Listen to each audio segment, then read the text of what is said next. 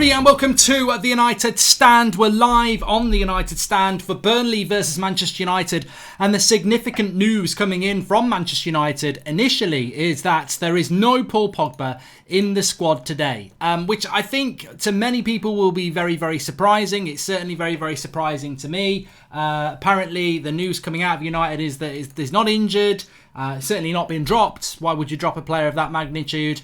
But he is not ready to play in a game like this. And I tell you what it does. It echoes what we said, many of us said, in the game against Newcastle, whereby there was a feeling that Manchester United were going with a squad that was, Ollie saving his job. And I haven't got a problem with that. I think that there was a risk that he may lose his job if he didn't win that game against Newcastle. And what we've seen, therefore, is he went with a stronger team against Newcastle than he has gone here. Pogba not here. Which I find quite interesting. So I'm just changing the team for you because that's not the actual team on the right-hand side. The team is De Gea, Young, Lindelof, Maguire, Williams. So Williams does play at left-back. Young plays at right-back. So Wan-Bissaka is on the bench with Luke Shaw. The midfield three is rather surprising. I would have expected Lingard to play because he didn't start. And Pereira played 90 minutes against Newcastle. He plays. Fred plays as well. He played most of the game as well. Matic is going to play. And then the front three is James, Rashford and Martial, which is pretty much what we would have expected going into the game anyway. So, look, it's interesting. It is interesting from the point of view that I think that I'm a little bit surprised how he's gone with this team. There's good and bad to it, of course. I think it's good that Brandon Williams is playing. I think it's good that Wan-Bissaka is being rested as well. But I also think that the team is somewhat surprising, to say the least, in this situation. And you've got the right team on the left for you now, on my right now. Yeah, so that is the right team. And yeah, I am quite surprised. I mean, look, Burnley. I feel that Burnley are a team that's there to be beaten today. And I think that United should be looking to go and win it well. But I'm a little bit concerned, if I'm honest with you, about how we're going to do that with a side that is effectively a little bit, I would say, surprising. Surprising. Pogba will be kept back for the Arsenal game, by the way. I don't think there's any arguments about that. Pogba is not even on the bench. I can tell you that the bench, as I move to my phone, is Romero, Jones, Shaw, Wan-Bissaka, Lingard, Mata, Greenwood. So again, I mean, look, it's not a very exciting bench, but no Pogba. And I think that weakens Manchester United massively. Paulo Asfar says he fears the worst. So look, we've got Dan James back. He's fresh. We've got Martial and Rashford playing again, who are playing very, very well, and only played for about an hour 2 days ago. No Scott McTominay, he's injured. Fred plays, and I think Fred played most of the Newcastle game, didn't he? Maguire and Lindelof played 90 minutes in that game. Matic hasn't played in a while, and Pereira played 90 minutes in that game. So you've got 6 players in that team who played a lot of football 2 days ago, and no Pogba. Now, look, what I'm going to say about Pogba is I'm a little bit surprised. I'm not going to lie about that. I'm a little bit surprised that Pogba's not playing. But I would also say that he played him for 90 minutes against Rochdale and he was out for 3 months. And he played him against Arsenal with an injury and he was out for 3 months. Playing Pogba when he's just come back from injury twice in 48 hours, I've got to stick up for Ollie here and say there is an element of sensibility to that. It's a sensible decision. However, what I would say is, did we need Pogba against Newcastle more than we needed him tonight? And again, I would say this because the door to the top 4 is wide open again, as we know, and that means that winning today and winning against Arsenal is important for United, and to not be able to do that today because of the team that we've picked would be a worry. I mean, look, Norwich are beating Spurs 2-1, so if United were to win today, we can go up into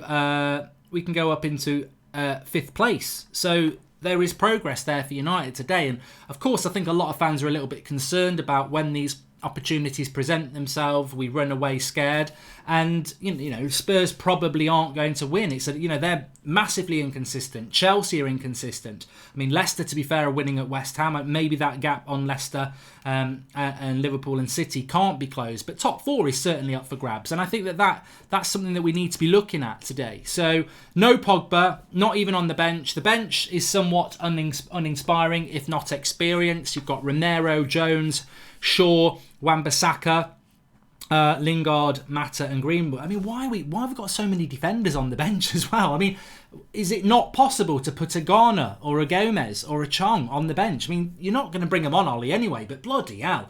A right back and a left back who played 90 minutes at the weekend and Phil Jones. I mean, why have we got so many defenders on the bench? I mean, it just smacks of complete and utter lack of faith in anything creative in that side. So I hope we're signing players in January, because Twansebi is injured, Joseph Parker. But give us your thoughts on the team in the live comments. What are your thoughts on that team? Ollie out is clueless, says Declan McCarthy. I mean, but I think that's sort of a statement, whilst it may be valid to some people and it may well get you liked.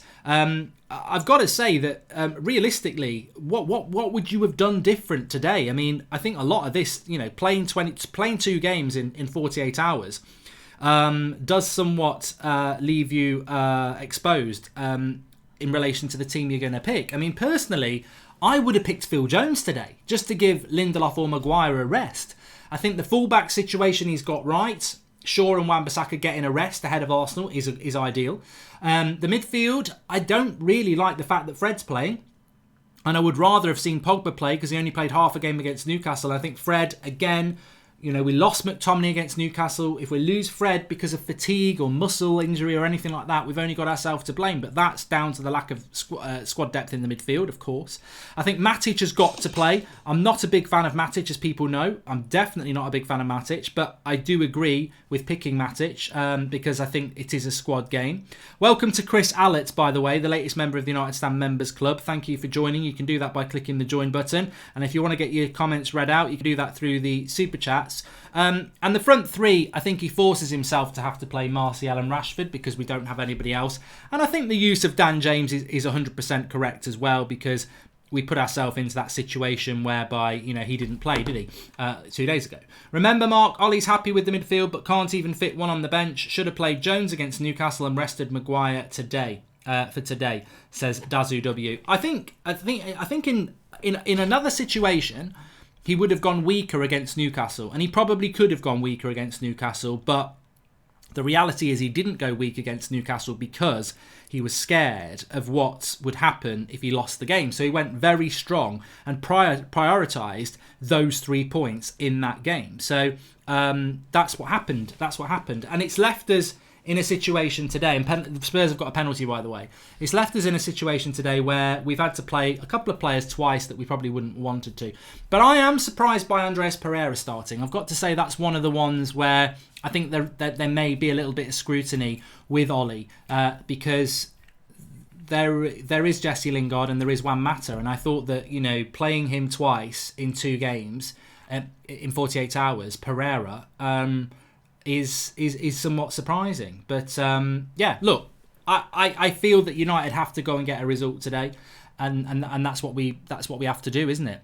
Please do subscribe to the channel if you're new. Bottom right hand corner, by the way, we're trying to get up to 605,000 subscribers today, so please do subscribe. Bottom right hand corner, smash a like on the video. Let's see if we can get a couple of thousand likes before kickoff, and also what else was I going to say? Can you honestly see us beating Europe's big clubs in the Champions League with Ollie in charge, such as Madrid, Barcelona, and winning the Champions League, says Red Baron? Well, what I would say about that is, again, very strong rumours coming out that Erling Haaland's going to Juventus. This, to me, is what a lot of you said, and I was like, I'm not sure whether this will happen, whereby Manchester United are a club that Ed Woodward has said can do anything. That Ole Gunnar Solskjaer has said, money's there, you'll be surprised at the quality of player that wants to come to this club. And you've got a player there in Erling Haaland who is a player that's played under Ole Gunnar Solskjaer. It will get first team football at Manchester United, but could snub us to go with the leech that is Mino Raiola to Juventus, where he won't be guaranteed first team football in a league that is not as glamorous as the Premier League. And it makes no sense. But if United are getting snubbed by Haaland, then this is just an indicative of what a horrible situation United are in. And I was talking to somebody today about this, shout out to William if he's watching, that Liverpool are our biggest rival and they're going to run away with this title whilst we get worse. It's a horrible position.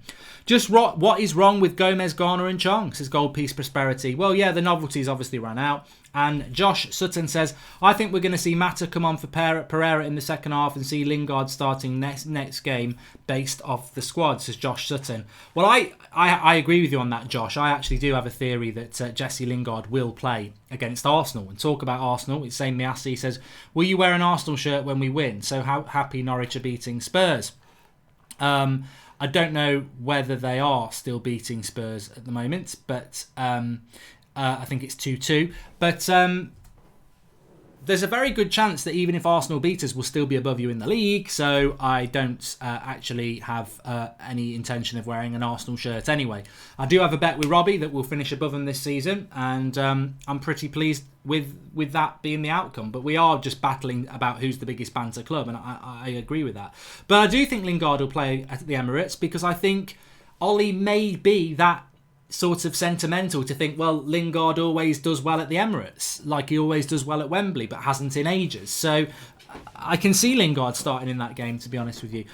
Few people joining in, like Thea Utes. He says, where is Pogba? Pogba, the official line with Pogba is that he wasn't ready to play, having played 2 days ago. He's only just coming back from injury. And if that's the truth, it's frustrating, but I agree with it. But what I would say is, Pogba should have been kept for this game. Like, he shouldn't have been... If that was always going to be the case, he should have played in the Burnley game. Because if we don't win tonight, and we don't win tonight because we're not good enough, then that game against Newcastle was over at half-time. And it wasn't over at half-time because of Paul Pogba. It was over at half-time. We didn't need to bring Pogba on. Like, we could have done different things. We brought Pogba on in a game that was dead to sit in the midfield. Just don't play him against Newcastle and use him against Burnley. That's my only issue. I think where we are now, the fact that he's played against Newcastle, of course I wouldn't play him today if there's any risk that he can't play against Arsenal, but we should have kept him for this game. Fair enough, he rested Pogba and Bissaka, but where is Gomez? Ollie promised the youth, but it's all talk. He hasn't done anything wrong. Free up Gomez, says Jay Singh. And Damiassi says, Mark, no top player will come with Ollie there. He doesn't develop players. Well, what I would say about that is, I mean, how much of a blow to United's rebuild is it if a young player that has played under Solskjaer snubs us to go to a club where he won't be guaranteed first team football and he's not played before? It's a big snubbing. It really is. The post box is playing. Matic is playing. I call him the post box now because I'm bored of calling him Static Matic. Or concrete boots. He's called the post box because when you deliver a pass to him, you never know whether you're going to get it back at R5 tomorrow or if it's Christmas, maybe in a couple of weeks. He's just so slow. Snail mail. That's what we call him. Mark, would you rather sign Rakitic or Khan, says Ismail. I'd go for Emre Khan, and a year ago I never would have said that, but realistically I do. I still do think United will sign Erling Haaland, by the way, and as I said before, this is not something I've been told. I just felt that the way Ollie was talking, and every time he's been asked about Erling Haaland, I think the way he's spoken about it, it's just been very obvious to me that he's confident we're signing him. If they've blown it at the end, then, do I blame that on Ollie? Not really. I blame it on Ed Woodward and Manchester United, probably pissing about again. And somebody's just gone in and got him. But we'll see. What's your score predictions for the game today, by the way? If I remember rightly, my prediction was that United would win this game and win it handsomely. I think I said 3-1. So I'm not going to change my opinion on that. I do think United will get a win today. I know a few people will be like, wow, he's been really confident. He's gone and jinxed it again. But I think that the opportunities to get top four are not going to keep presenting themselves. And I think that we've got to start really grabbing these opportunities of top four. And let's be serious here. It is there. Whether Spurs get a late winner against Norwich or not, it's Chelsea that we're hunting down. So I think United have got to win today. And I know we're going to say we're going to beat Arsenal, but if I'm absolutely honest in that game, I can see that being a draw. You never know in these games. Arsenal United, you're a fool to predict a result, because really it just comes down to it's always an interesting game, is what I would say. So I think United have got to go and win this game against Burnley. We've got a very good record at Burnley as well. I think we finished the last decade in 2009 with a game against Burnley and we won 3-0. I think, the last couple of times we played Burnley, we've played them over the last couple of years with a team that was struggling. I remember Mourinho coming to Burnley after a bad start to the season and we smashed them. So I can see us beating. I don't think Burnley are that good, and they wind me up as well. Fucking Burnley. It's always Burnley on FIFA who beat me as well. The Machine 94 says, mate, I'm seriously over Matic.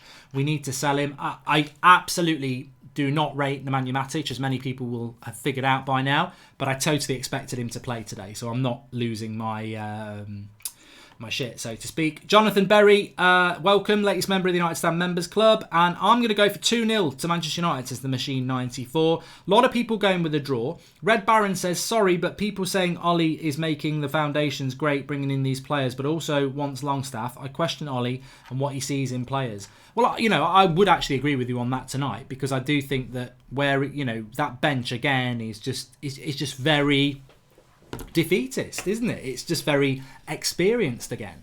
And I think that, there should be a Garner on there. There should be a Gomez or a Chong on there. And if you haven't seen the bench, Pogba's not involved. Apparently it was too soon to play him today after playing for half a game in an irrelevant second half against Newcastle that we didn't need him to play in. But, I'm not bitter. But the midfield today is Romero, Shaw, Wan-Bissaka and Jones. So 3 defenders, 2 of which had played 90 minutes 2 days ago. So that makes no sense. And then Lingard, Mata and Greenwood. Well, Greenwood played 90 minutes 2 days ago as well. I don't get why we're not using Garner and Chong and Gomez anymore, because they offer us something a little bit different. Mark, it's Pep's protege against Ollie's Goliath versus David Palpatine versus Yoda. You've lost me, Zane Massey, and I think you've lost many others. David Lee, welcome to the United Stand Members Club. Thanks for joining. You can do that by clicking the join button. If you do become a member, you get a little badge next to your name on the live comments, and that badge changes with each month that you are a member, moving through platinum to gold and all that jazz. You also get access to our United Stand emojis, which are decent they're exclusive as well, but they're decent in relation to some players. Mason Greenwood now owns the wand and the left foot, so that's what that emoji means.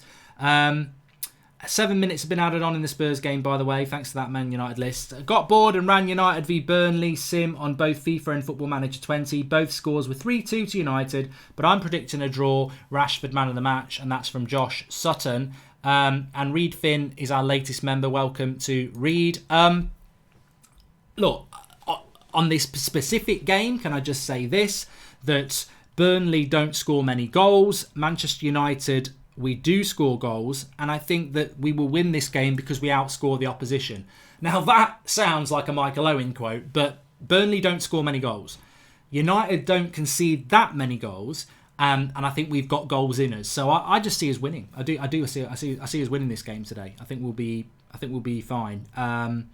But I do think that Ollie has run the risk a little bit because he went too strong against Newcastle, and that has meant that people like Paul Pogba aren't playing today, which would have been nice. It would have been nice to have Pogba in a game like this because I would have felt far more confident than I do. Xanadu. That's a good song. But what I was going to say, please do smash a like on the video by everybody, and subscribe if you're new, bottom right hand corner. We're live every night at 8 o'clock. We've got fan cams after the game. Flex is there. He's doing loads of travelling with Josh, the camera guy, and the boys, and Miles. Lots going on over Christmas. People wanting to be their families and festive time and New Year. But we're bringing the work to you on the United Stand because that's what this community is. And I just want to say as well, because it's Christmas, thanks to all of you, we started the United Stand 5 years ago, roughly five years ago. 1 week a week, one show a week, Sunday night live at 8 o'clock. We had about 10 people watching on the first show. It's gradually built up to the situation now where we were on tour this summer in Australia, and we'll be on tour next year, of course. We're at every game interviewing fans, got daily content. So if you are new, get involved with the community. We've got call-ins as well. Loads of things planned going into 2020. Daily football transfer daily will be back 7 a.m. every weekday morning as well. So there's loads going on, and it's always about your opinion on this channel. It's always about interaction, and it's always about your opinion. So subscribe if you're new, bottom right hand corner, and please do share the video if you are already part of the community, and help us grow in 2020, because I think we've gone up from, I think we've got 200,000 new subscribers in this year alone. So it's been amazing. 500,000 subscribers. We're now at 600,000. So thank you, Sab. It's got me a drink, and yeah. So just.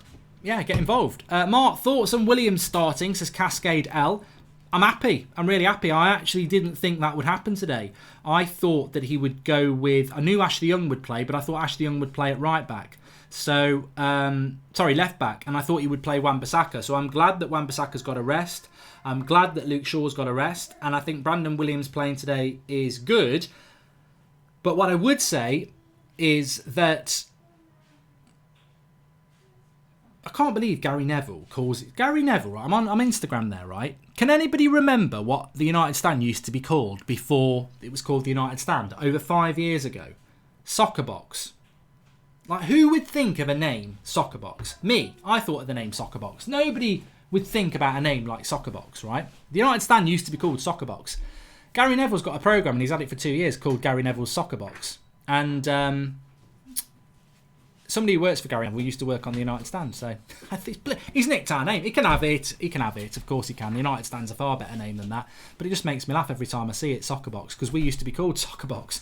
Yeah, I'm happy that Williams is starting, and I'm happy for Gary to use the name Soccerbox, by the way. But I would have played him against Newcastle as well. I think we went too strong in the home game against Newcastle, and Burnley is potentially a harder game for Brandon Williams to play. But it's good experience for him, of course. Josh Sutton says, I know De Gea is not the problem with our squad, but do you think he should have a game or two off to find himself? He hasn't been in good form for ages. I'm not somebody who has a problem with De Gea, to be honest. I know some people do. I don't have a problem with De Gea. I think he's... I wouldn't rest him. I think, you know, you want your best goalkeeper in goal. I want De Gea to play. I understand why some people are a little bit concerned about De Gea, but not for me. I would play him without a shadow of a doubt.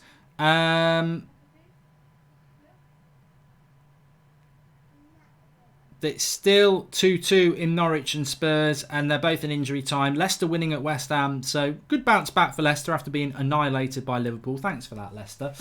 But there you go. We are good to go on this game. It's a kick-off in about 20 minutes' time. So, good evening, says Hamza N. Evening. I can't do that. We need Emery on the show. And... go and get your kids on, says Highlight Stand. They did very well. I mean, if anybody joined us on the live stream on Boxing Day, we did have some of the kids and niece and nephews on as well, and we won 4-1. It was one of our most comfortable games. It was over half time.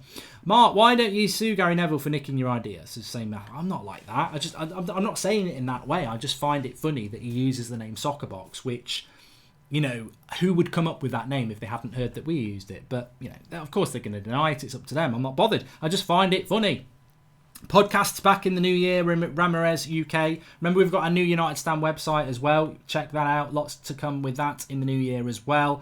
But look, last game of 2019 for Manchester United tonight. Last game of this decade for United tonight. And what will the next decade bring? I mean, look, if you'd have said to me in 2009, a couple of days before we hit 2010, that in 10 years' time, Liverpool would have a title won by Christmas and United would be total shit, I wouldn't have believed you. But that's what this decade has been for United. We did win a title. We did do it 20 times with Van Persie. But since then, it's been getting worse for United and better for Liverpool. What's the next 10 years going to be? Where will we be in 10 years? Will we be here in 10 years? Who knows? But yeah, we're going into this next decade in an all-time low for United, really, in the Premier League era. I don't think it's ever been this bad because Liverpool, our biggest rivals, have never been this good. So, and we've never been this bad. I mean, that's the sentence for you. United have never been this bad, and Liverpool have never been this good in the Premier League era. That's the situation that we are in. So it is what it is. But United need to respond, to be honest with you. Matic to score a brace as Al Animations.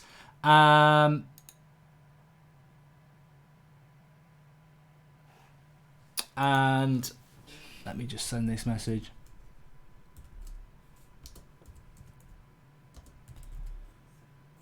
Sorry, I'm trying to do this one-handed when I can't do it. So just Pogba's not in the squad to face Burnley as he featured in the last 2 matches, and 48 hours was too soon to play again. That's coming out of Manchester United, and I think that I just think for everybody who's getting angry, the game hasn't even kicked. Right, so to be honest with you, when the live comments is getting very negative, I actually get quite positive because I've seen the live comments get really, really angry before, and we've gone on to win games of football. So maybe that's what's going to happen today. I hope so. But look, the proof is in the pudding when the pudding is served, and the pudding has not been served for Manchester United yet. So we don't actually know how this game is going to go. But I think that United are in a situation whereby I think Ollie, has said himself that Pogba played in the last 2 games and he's been out for a while, so we didn't feel it was right for him to participate today against Burnley, which is absolutely all right. But I think that we could be paying the price of going too strong against Newcastle in the home game. But we'll see.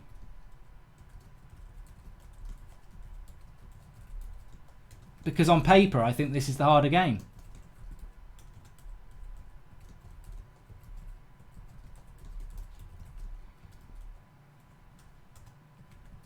And that's the only thing I would say as constructive criticism, I suppose, is that this team today is weaker than the one that played against Newcastle. But the harder game is going to be the away game. And look, whether Burnley are better than Newcastle, I mean, let's open up that debate if you want to. But what I'm saying is, you judge United on their season thus far, and what are the games we struggle in? The home games or the away games against the lower teams? And these are the games that we struggle in. So I think that's my only concern today, is that he went against Newcastle a bit, well, I don't want to say cowardly, but too strong because he didn't want to drop points.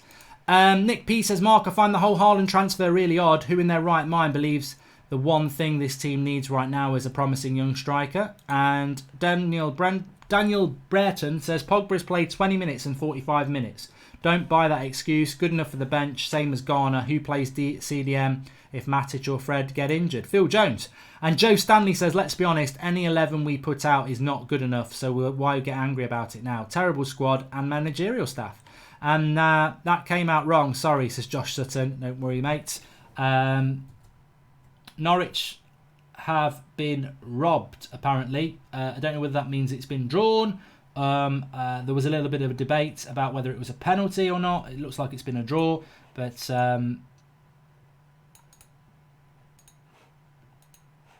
oh, God, what have I done here? You still there? Yeah. Baby or a firework. A lot of people going with a draw anyway. What's your score prediction, Mark? Says Sean Gold. I can't remember what I said in my preview, so I don't like to contradict it, but I am going to go with a Man United win 3-1. Mark, do you think Pepe would have come good for us? Says Jagan G. Pepe?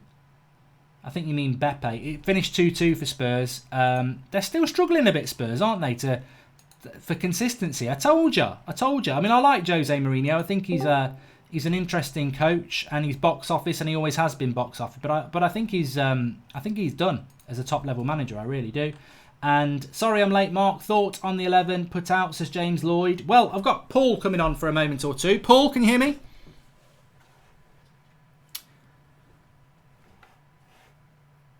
Not at the moment. I'm sure he'll join us in a minute. Oh, what have I done? I should not be muted. Hello, mate. Hi, can you hear me? Oh, wait a minute.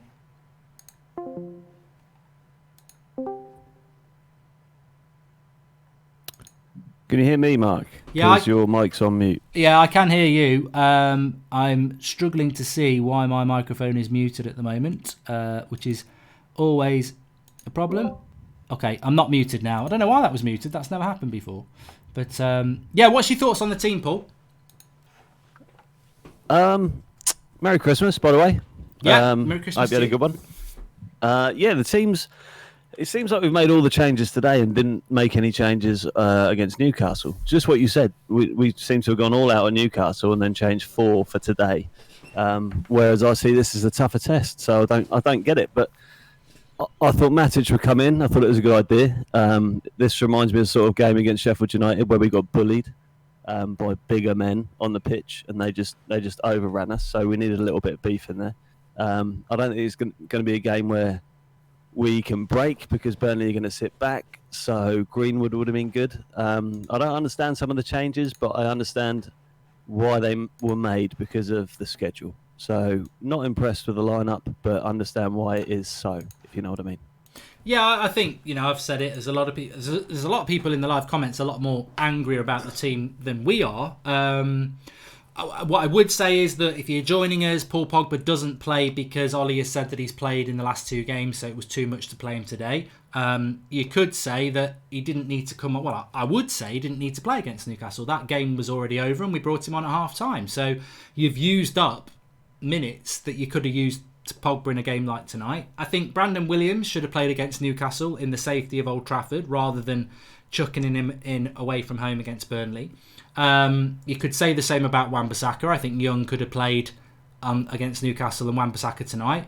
I think that's my only issue. I think we could have had the stronger team tonight rather than the home game against Newcastle. But I said it against Newcastle, so I can't be a hypocrite. I think what he did is, because we lost to Watford, I think he didn't want to lose to Newcastle. So he went very strong against Newcastle with the mentality that, look, if I lose to Burnley, at least I've beaten Newcastle. Whereas if I lose to Newcastle as well, maybe I'll lose my job. So I don't know. Maybe that's what it was all about. Short-termism, which I think Ollie is. I think this whole season's been short-termism. I think it's always about getting the immediate result, which is why we saw against Rochdale Pogba playing for 90 minutes. I think he tries to get results in the short term to keep himself in the job. Yeah, I completely agree. I think his decision to play certain players in the last game would have dictated by the result he had in the game before that, which is you can't lose against Watford and Newcastle twice in a row without everybody piping up again and saying, Ollie out, you're not good enough. So I think the whole season's been like that. Certain results where he thought he was going to get a result and win, he didn't, so he has to play a better team against a lesser team in the next game and so on and so on. So yeah, Ollie's being dictated by the inconsistency and vice versa. So it's difficult to put out a solid team every single game over the Christmas period. I understand that. I don't get the Williams thing. I think he's going to get bullied today because Wood, who's the other fella? Barnes. I don't know how Burnley have lined up. Yeah. I'll just have a quick look at that actually, because Burnley. You know what? I've not even looked. They should be. Those two are going to smash everybody about in the back four as best they can. Lindelof's going to be targeted. Williams is now going to be targeted. I'm kind of glad Young's there because he can put up with a lot. But Burnley have only made 2 changes from their game 48 hours ago. Barnes, who was rested for that game, and Jeff Hendrick replaced Robbie Brainey and Jay Rodriguez. So they have left 2 players out to come back. So, they're an older team as well. I think they lost to Everton as well. So, Ollie did say that in his press conference, that because we're a younger team and he can make more changes. And I think we both agree that that Matic playing is, it's not ideal, but in this situation of 2 games in 48 hours, if he's got, I personally don't understand why Phil Jones hasn't started either game, and you're playing Lindelof and Maguire twice in 48 hours. I think, the Scott McTominay injury was unfortunate, but that's the risk you run, isn't it, when you're playing so many games? Yeah, we have to rotate the squad that we've got, which is why I'm astounded we didn't get more midfielders in the summer, because this is obviously going to happen. Excuse me, over the Christmas period. This is everything that we thought was going to happen is happening, and if we thought it, then obviously Ollie thought it. So I don't understand the thought process, but that's completely, that's a whole nother conversation. What it is, in a nutshell, is the end of last season, we bottled top 4. Everybody gave us an opportunity to get up there. Everybody dropped points at the same time we dropped points with them. This season, everybody's doing the same thing. To show improvement, we have to take advantage of that. Because if we don't, we aren't any better than we were last season.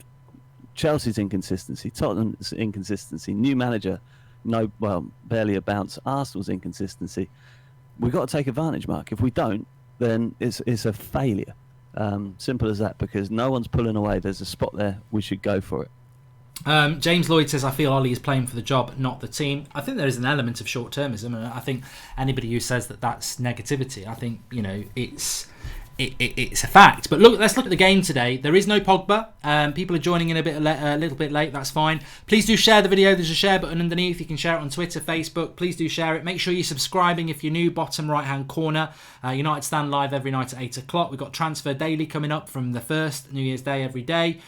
We've got loads of new shows actually coming up for you in the new year. We've got fan cams, match reactions, previews, loads, call-ins, the lot. And it's always interactive. So get involved, bottom right-hand corner, and subscribe. And please do like the video and share it. But I want to talk about how we win the game today. No Pogba today. Ollie has said that he played against Newcastle. Irrelevant, I think. He shouldn't have played, but there you go. He's not there. How do we win this game? Because I look at this, Paul, and I think our only hopes really are individual talent, which I know you talk about a lot. I think Marcus Rashford is on fire, and I think Martial is a very good player. Away from that, Dan James, I think, has had a very poor month. Fred, Pereira and Matic as our creative force is the big unknown.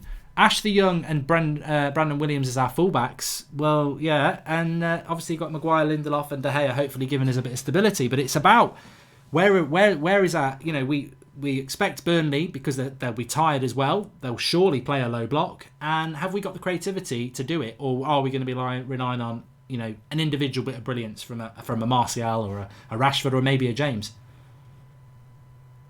Yeah, this is individual brilliance, Dan, definitely. Burnley are going to sit back. We know our patterns of play aren't there.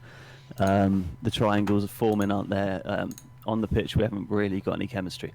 So, we need certain players to be on fire today. Martial has played brilliantly. He has. It hasn't been noticed as much, but his hold-up play is fantastic if you watch him. Rashford, he's had off days. If he can turn it on today, bang a goal in. Our front three, we're relying on that. I'm going for James today as well. I think he's going to pull out the bag. He's had a little rest, sit on the bench. Yeah. We need you for the next game. Rest up and show us what you can do. I think he's going to come straight out the blocks. So, yeah, individual brilliance. But we're always looking out for all his tactics and if he, what he's implemented in training and what we can take from it. And I always hope at the end of the game I see improvement in that. So far, not so much. So we'll have to see. Josh Sutton says James needs a big game today. He has plateaued. And I think that's right. I mean, I'm a big fan of Dan James. I just think we probably threw him into a position that I never predicted when we signed him. I was like, he's a young player from Swansea in the Championship. This season's about, benching him, little bits here and there. And he went straight into being this first-team player. And I remember a lot of people, oh, yeah, what a brilliant player. But I always feared he isn't the complete article yet. And throwing him into the first team would lead to inconsistency, and that's what's happened. I still think he can be a good player for us, but I think he needs to be in and out of the team. But because we're so shallow in depth, that we have to use him. So I think he is an important player for us, Dan James, and I hope he can find something today, because I agree. I think it will be about individual brilliance. And it's interesting as well, just talking about the game against Newcastle. I'm quite pleased, actually, because there's not a lot of people in the live comments saying it, and I've not really seen it on social media much. People not getting carried away by that Newcastle result. Even people like the Manchester Evening News saying if it wasn't for crap Newcastle defending and a goalkeeper, that game would have been a lot harder. And I was quite impressed by that, because, yeah, we won 4-1 and we won comfortably, but again, it wasn't through scintillating United carving an opposition open. I liked the Wan-Bissaka to Rashford goal, but Martial's was individual brilliance. Greenwood's was from a mistake, and Martial's second goal was from an assist from Longstaff. So, yeah, I don't think people are getting run away by that Newcastle game. So it's going to be interesting how we do create chances today, which is always going to be the question mark with United. Yeah, no game this season's got me running away with things because nothing's changed. Nothing's changed from the beginning of the season, but we've got good enough players to get results. We've got good enough players on that pitch today to get a result from Burnley. But there's key points we need to look out for from Burnley. They're going to put a lot of balls into the box because they got big lads up front. There's one kid, I forget his name, he's got a fantastic cross on him. We need to nullify him. He's only 19 years old, English fella. He's really good. We know what Burnley are going to do. We know what they're going to do. So Ollie has to figure this out and apply the team properly to beat Burnley. And we can do it. I think we've got goals in us at the moment. So, confidence is up. We beat Newcastle 4-1. However we did it. So this is ours today for the taking, Mark. And these are the games we need to win to show that we're going to go for the top 4 and we're a valid candidate to get there. So I've got my fingers crossed today, mate. We really need this. We've got Red Baron says I just called Paul Mark. If I did, I apologise. I don't know how I've managed to do that. But it's also a big game for Matic today, and it's also a big game for Harry Maguire because there are going to be a lot of high balls to deal with. And there's always been this running story about Luke Shaw that he is 6 foot or 6'1". And I think his Wikipedia page says that, but that doesn't mean everything. But Luke Shaw is actually decent in the air. He's quite big. Wan-Bissaka's not bad in the air, but Ashley Young is a hobbit, and Brandon Williams is a young player. So the fullbacks are a weak area in the air. So Lindelof's not particularly brilliant in the air. Fred and Pereira are not good in the air, and neither's Martial, Dan James, who is another hobbit, and Rashford. So realistically, the height, it's a bit like being down the Shire, isn't it? Apart from, we've got Harry Maguire and Matic. And talking about Harry Maguire, he's got to have a good game today because I think Harry Maguire's been a good signing for United, but these are the games we paid 80 million for. It's not, I'm surprised he hasn't scored a goal for us yet. But today, where there's probably going to be a lot of high balls in, he's got to earn his corn today. He has. If he doesn't, we're in trouble because he's the only real, dominant force we have in the air. And if you were Burnley, what would you target today? You'd target the young fullback and you'd target balls into the box. Well, I would anyway because it's bloody obvious that we're weak in both areas. So they're going to do that. They're going to sit back. They're going to keep Wood up front. Barnes is very underrated in my opinion. Barnes is touch and control in the way he feeds other players into it. He's fantastic. And Wood can beat anyone in the air. So Maguire's got to stand up today. But at the beginning of the game, before the team news, I wanted Tuanzebe in there. I don't know whether he's still injured, but I wanted Tuanzebe and Matic to get some metal in that team. Yeah. Otherwise, we're going to be physically pushed around. We haven't got Tuanzebe, so I worry. Yeah, that's what I thought. See, we're going to struggle. Lindelof is always a weakest link when the ball's going to be in the air, but hopefully he's going to be okay today. I'm glad you know a bit about Burnley because I have a bit of a blind spot in relation to Burnley, and a lot of it comes from mate. A lot of it comes from playing FIFA. Burnley are always the bloody team. I go and play Burnley normally at Turf Moor on FIFA, and I'm 3-0 down after the first 20 minutes. No matter what I do, they just suddenly think, here comes Goldbridge, I'm going to smash him. But I don't really know much about Burnley, but I think we all know enough about Sean Dyche to know that they will work very, very hard. But so it's going to have to come down to technical ability. I mean, and Dipanshu Kumar makes a good point. He says, watch for Fred, 50-50s, and should be subbed at half-time. But, and Deep Red Gamer says, are American owners ruining Premier League? Ever falling investment and poor teams? Non-American teams are exactly opposite. Hope it turns around. I must just say that Liverpool are owned by an American owner, so I've sort of destroyed your argument there. So, and I have to be honest, I can't have an agenda, even though I can't stand the Glazers. But it's interesting about Fred, and it's interesting about Pereira. I mean, you can replace Pereira with Lingard or Mata. Who are you going to replace Fred with? Like Mata, Lingard, Greenwood? It's got to be Phil Jones. So, we're running the risk of, with McTominay being out for God knows how long, and Fred, playing his second game in 48 hours and having to play 90 minutes. This is very risky territory. I mean, would you rather lose Fred with a hamstring for 6 weeks and win the game, or would you rather take a point and Fred's all right? And I think you'd have to say I'd take the point. That's how bad a situation it is. We can't afford to lose another midfielder. No, but it's nothing we don't know. This is nothing new. We know where we're weak. Everybody can't play every game. Matic coming in wasn't a surprise to me. Williams coming in was. Fred, he needs to keep up the pace because he's been fantastic. Pereira, in my opinion, and I stuck with Pereira for years when he was on loan. When he came back, I was like, bring him in. He's going to be good enough. I don't think he is. his decision making's terrible. He had a good game last game, but still his decision making's poor. So we got certain players who need to step up today, and if they do, we'll win it. Also, if Burnley go in front, we need to show mettle to come back, like we did against Newcastle, because that's a big thing we should have been working on this year. And if we go in front, I think we're going to win it quite comfortably. So that's my prediction. I would agree with you on that one. It's about getting in front, as it seems to be many times with United this season. Okay, Paul, we'll get you back on at half time. Enjoy the first half. Yeah, cheers, buddy. See you in a bit. Speak to you in a bit. So we are just about to kick off. In fact, we have just kicked off. So the timer should be kicking off on the screen for you. If not, I will get that up for you. Davey Fisher says the agenda against Pogba is crazy. Just heard the pundits on BT Sports slating him again. It's always ex-United players doing it. I agree with you, Davey. I think it's ridiculous. Even if we lose, giving youngsters like Young, Matic and Mata a chance to prove themselves, we're preparing for the future. Also, has Delo retired? Says Abane Ray. Good sarcasm. I think that Delo is actually injured, as is Twansebi. So that's the situation that we have with those players. But we have kicked off. Please share the video if you're watching. There's a share button underneath.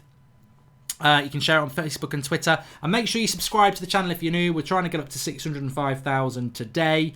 Bottom right-hand corner to do that. We've got fan cams coming up for you after the game.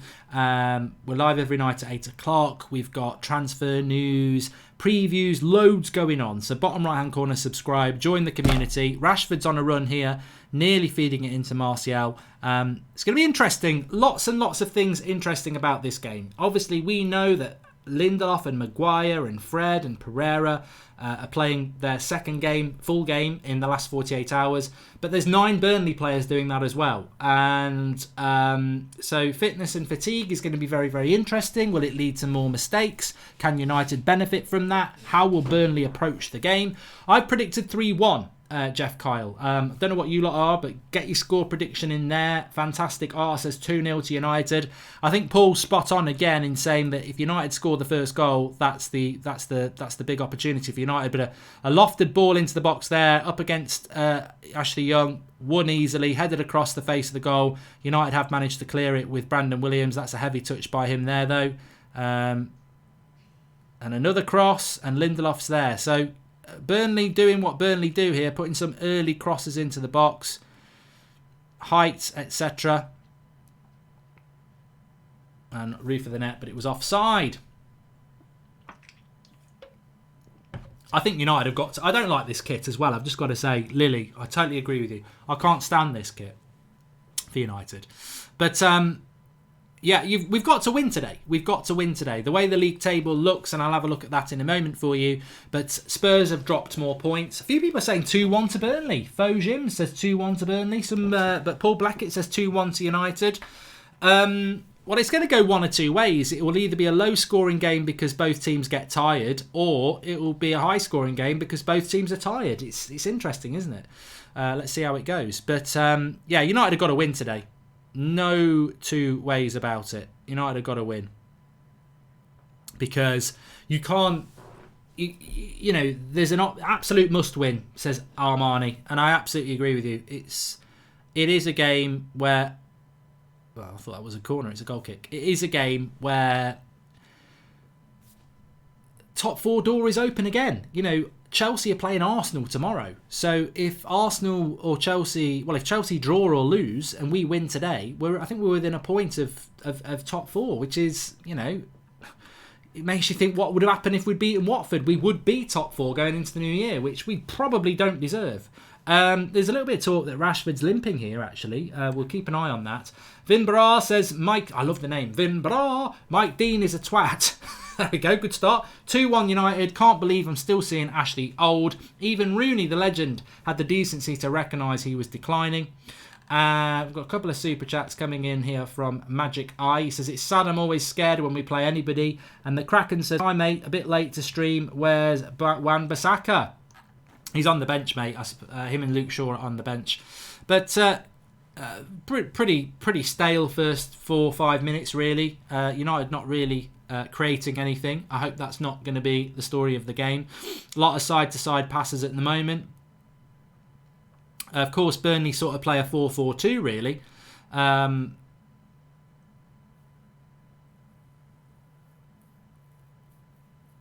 But I certainly don't think Burnley will be leaving themselves with space at the back. Ashley Young's just went ahead of there, and then he's gone down. Mike Dean's played it on, and Victor Lindelof has done well to hold off. I think that was Wood for Burnley.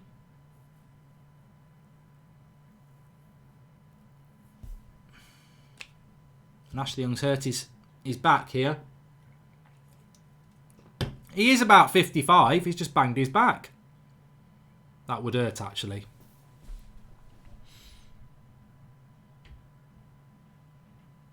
Oh, he's actually up against Barnes.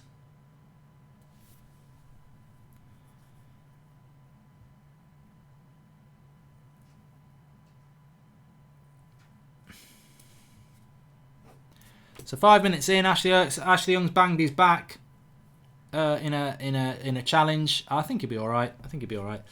So yeah, United, Burnley. It really is another situation where we are saying it's just about getting 3 points, but it can't always just be about that. I really hope Ashley Young doesn't come off, because you don't want Wan-Bissaka playing again. We really don't want to see Wan-Bissaka playing again after literally playing 90 minutes 2 days ago.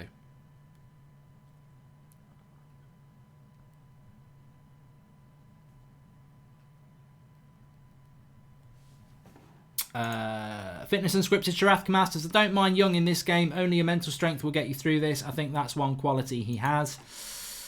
Ashley Young didn't actually play that bad, did he? In the last game he played, he did all right. So here's Martial anyway. Nice switch of the play. Please do smash a like, everybody. We normally hit 2,000 likes before kickoff. I've not been pushing that enough on the streams lately, and we're a bit of a superstitious lot on the United stand. Lovely ball by Matic into Rashford there. And it's gone for a goal kick. He was actually offside anyway. Good ball by Matic there.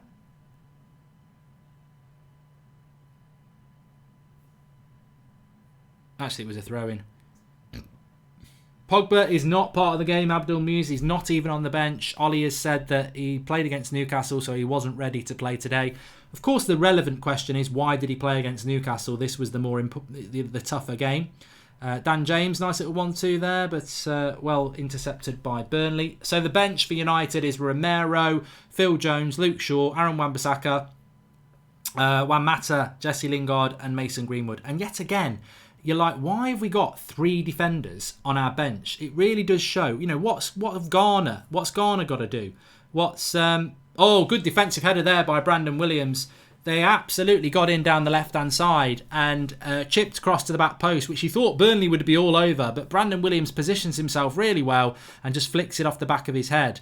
Did really, really well there, because that could have been 1-0 to Burnley. But now United have a break. Martial looking for Dan James. Good ball, good tackle, and just stopping him getting through. Red Baron says Burnley, West Ham and Aston Villa are all the same team. They wear the same coloured kits. And Bogdan Gavrila says Lindelof got a lot of criticism lately, but I think he was better than Maguire in the last 5 games at least. Hope it's not the Brexit agenda.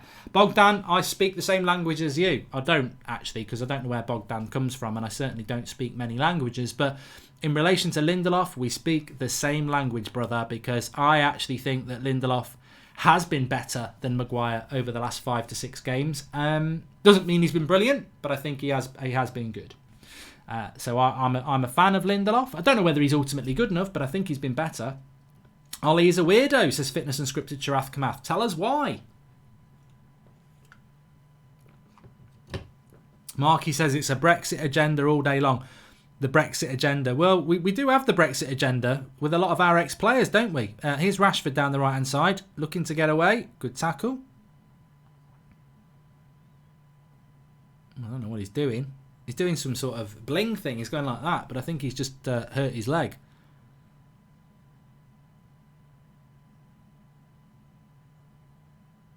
I don't know what he did. It looked a little bit innocuous, to be honest with you. Why is Lingard not starting, says Kaleem Shah. I'm quite surprised Lindelof didn't start, actually. Lingard didn't start, considering Pereira played 90 minutes against Newcastle and he's playing again today. Rashford's okay. Who remembers in the 17-18 season when Young was playing left-back and was one of our most consistent players? Oh, how he has declined, says Johnny Wilson. I never really liked Ashley Young as a... Oh, he's made a bloody mistake here. Mike Dean's played it on, so United have won it back, which is good. I thought they were going to get a free kick. Jack Davies says Lingard's awful. I don't think anyone's disputing that. I just think because Pereira played 90 minutes 48 hours ago, maybe you would rotate the squad a bit and get a bit of freshness in that number 10 position. Very, very, I don't think you can underestimate that. And look, I've got to be fair and say that Burnley themselves are playing 9 players who started against Everton 48 hours ago. But it's very difficult to play 2 Premier League games in 48 hours. Your first day is rest, and then the second game you're playing again. So... We're playing poorly, says Davies Stark. I would say that Burnley have probably shaded it over us in this first few minutes. Real lack of creativity from United so far, but it's early days. Early days.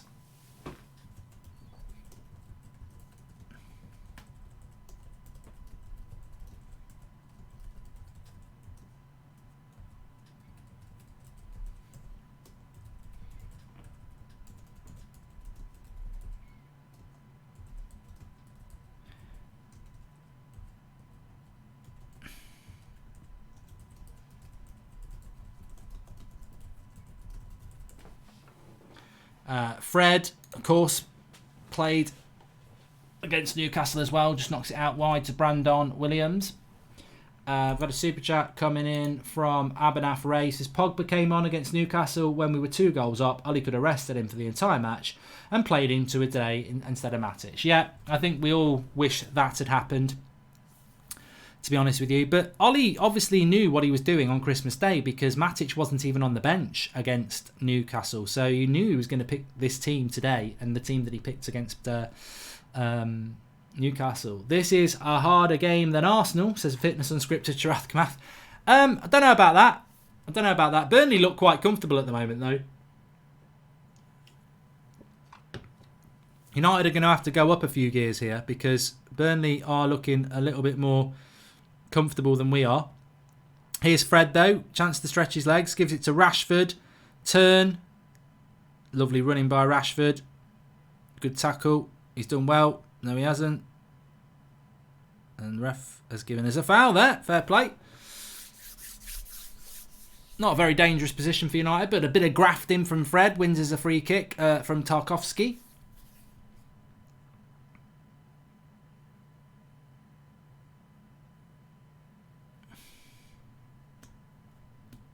I'd say Rashford might shoot from here, actually. It's quite similar distance to Chelsea. I'll do what I always do. Like, Rashford scored 1 free kick in a million, didn't he? Again, and it was a 1 in a million free kick, which means every time there's a free kick now, Marcus Rashford will try and score a worldie. He will hit this.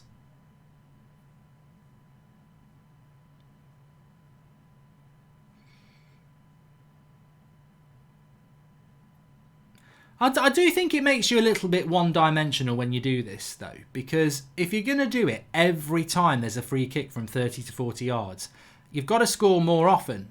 And he's hit it well, but to be honest, I don't think he's going to score many of those free kicks again. And everyone will go, nearly close. It's nothing about being close. It's just he gets the ball to move, and it's straight at the keeper. So it's a technique, and the best thing about the Chelsea goal, it was the height and the way it dropped down. Just blasting it at the keeper with a bit of technique to make the ball move. I don't think it's going to be as fruitful as actually mixing it up a little bit. Selfish by Rashford. We have Maguire in the box. Exactly. That's what I was trying to say, Zed Jamie, is that if you're going to shoot every time you've got a free kick from 30 to 40 yards, then what's the point in having Harry Maguire? Well, if we're never going to whip it into the box and use that height.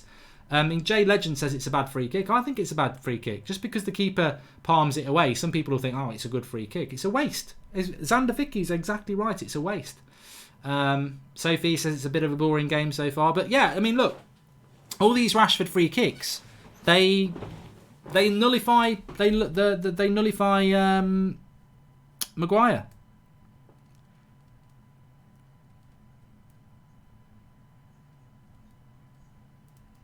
I wish Ollie would stop playing the crab in midfield, says Toby Bunzel X. I've got to say, Matic playing today, he's part of the squad. You need to use your squad. I don't like Matic, but it makes sense. Do you think there just might be some sort of deal happening for Pogba to leave in January, hence Pogba not in the squad? I wouldn't mind Kant and Rabiot plus 50 million, says Ninja Smurf United. And Fitness Unscripted Sharath says, I want to address the chat about Lindelof, just like how Daniel James' pace is a trait. Even jumping is 99% of the defenders lose headers versus Burnley. That's a fair point, to be fair. We've got to win our headers today. But 15 minutes gone. Again, I said it. Paul said it when he came on just before the start of the game. United lacking creativity. And I think we're already looking for mistakes from Burnley or individual brilliance from our front three. Because that's good. That is good play, though, between James and Martial. Martial needs to bust the gut here. And that's a free kick, and it should be a yellow card.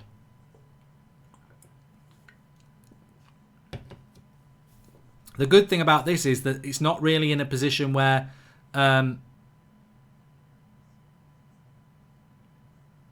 Rashford will shoot. It will be opportunity to put a cross in. But it was good play between Martial and Dan James from our own half to get down that right-hand side.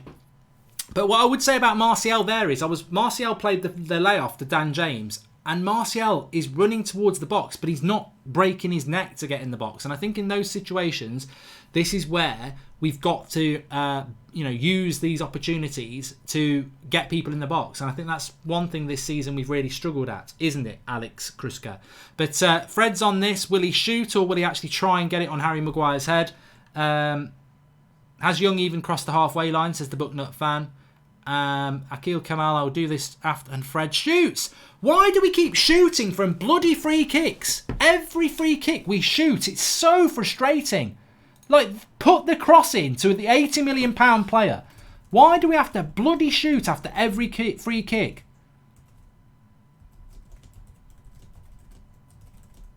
I'm just going to tweet that as well.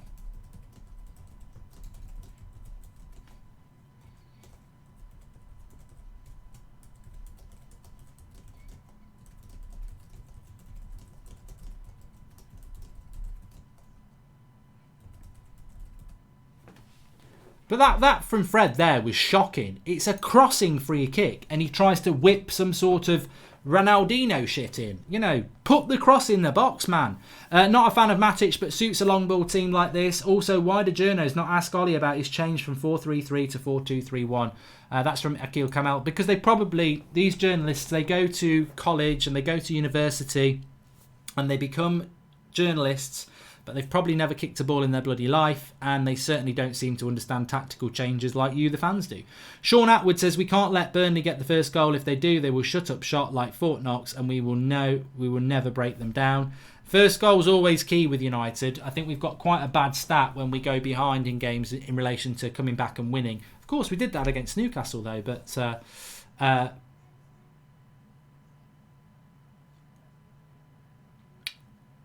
Fred thinks he's Dybala, says Rob Dos Ramos. I just get, it's one of my pet hates with United is that we seem to shoot from every bloody free kick now, and I think that, what's the point? Anyway, here's Burnley with the free kick. We know what they're going to do. Loft it towards the box. Harry Maguire needs to get on that. He doesn't, but De Gea is quick to get off it. See, Harry Maguire beat in the air by Tarkowski there, but United now looking to break with Martial, and this is where we are brilliant. This is where Manchester United are absolutely superb on the break. Pereira, I think he's took too long. Rashford! Ooh, I tell you what, nearly. But that's United. That's no surprise. I don't care what anybody says about Manchester United. On the break, we're probably one of the best teams in the world. We're nowhere near one of the best teams in the world at anything else, but we are one of the best teams in the world on the break. This cross comes in, Maguire's beaten in the air, but De Gea very quickly grabs it, looks for a longer ball, and they weren't far off Burnley scoring there, but then the other end, we have a go.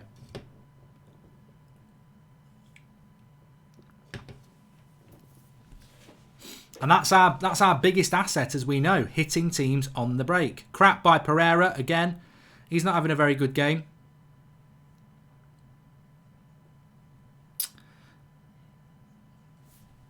The only thing good about United is the away kits. That gold kit looks sexy, says Red Barry. See, I don't like it. I don't like it. Get in the live comments. Do you like it? I don't like it.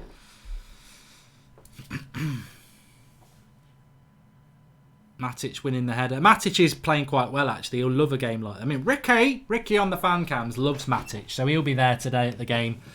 Very excited about Matic.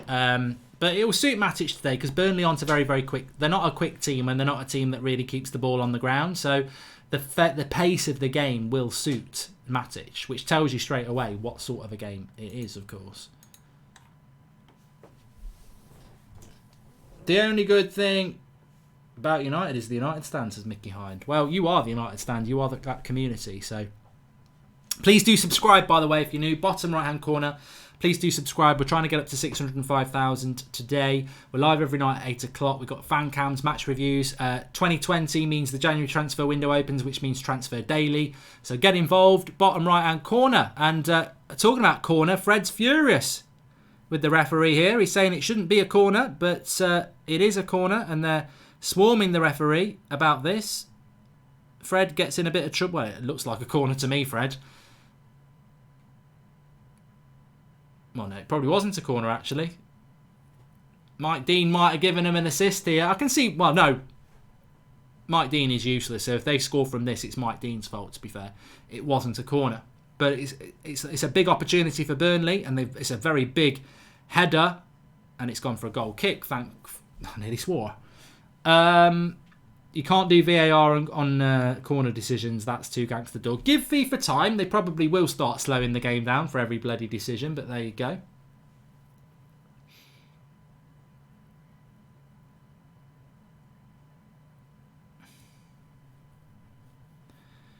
So 21 minutes gone. It's gone quite quick, hasn't it?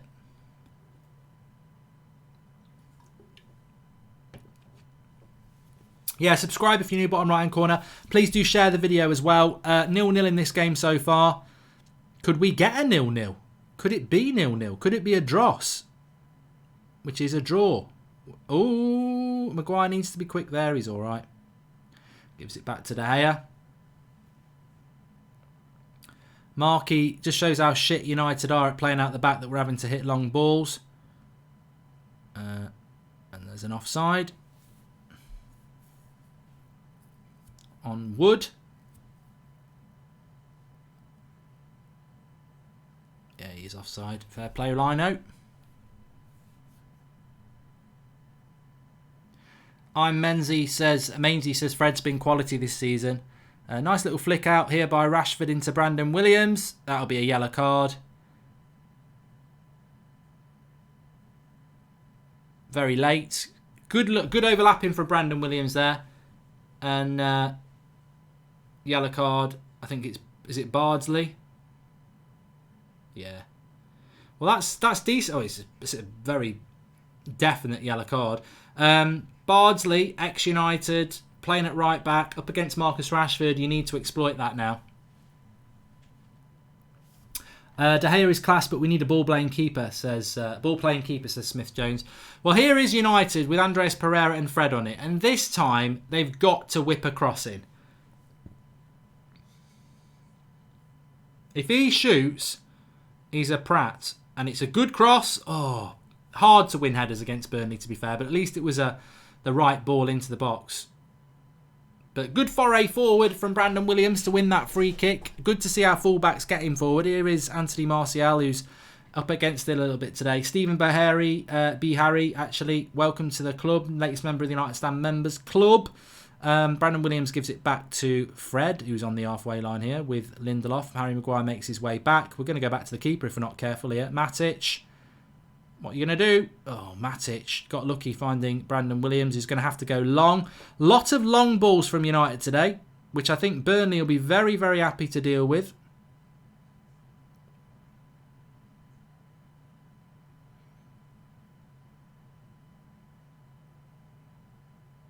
United being given possession at the back a lot today as well. I think if you check the stats, Lindelof and Maguire and the two fullbacks will be the players that have the most touches for United today. Matic plays it into Fred there, though. And here's Rashford centrally. Goes wide to Brandon Williams. Nice little ball. Pereira. Oh, should have shot with his left foot there. Greg Kirby says, Mark, you're a legend. Watch your content every day, and I'm a 20-year-old male, so that says something. I don't know what it says, Greg, but thank you very much. Appreciate that. And Nicholas O'Halloran says, a few years ago, you said that any Manchester United manager that is in charge while Liverpool win the league must be sacked on the spot. Do you still agree with this? You're a sod, Nicholas. I did say that, and I have said that. I said if Liverpool win the league on your watch, it's unforgivable. I stand by it. I do. I stand by it. I think if Liverpool win the league on your watch, that hasn't happened for 30 years. So, but yeah, I do. I've got to say, I think that, you know, United should not be in the position that they're in. But I've got to also say, as I've said many a times, it's not just about the manager, is it? This club is going from bad to worse in relation to how it's run. Martial trying to get a shot off there, but it's blocked. It's gone for a throw-in.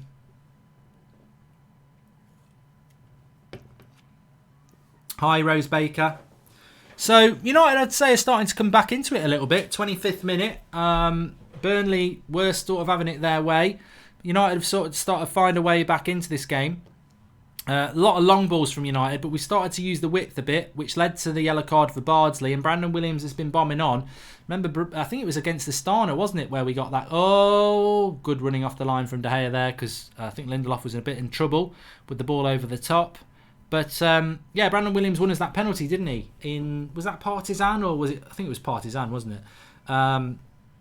So he is a player that can get forward and make things happen, and I think we need to utilise that a little bit more, because Rashford's drifting in to allow him to do that. And Burnley at the moment quite wasteful with the ball. I think this next sort of 5 to 10 minutes is going to be key in this match for United, because we've started to get a bit of a foothold on the game. Burnley are struggling to get possession. We've got all the possession. We just need to use it. A lot of it is going around the back four at the moment. We've got to be clever how we break these lines of Burnley defence down. So here's Harry Maguire bringing it out from the back. Now Brandon Williams, which is what I said. I think there's opportunities for Brandon Williams to get down that side. Again, we're not really using the right-hand side much, but and there's a free kick on Martial here. And this is, again, 35 yards out. So does Marcus Rashford shoot, or does he try and knock something towards the back post?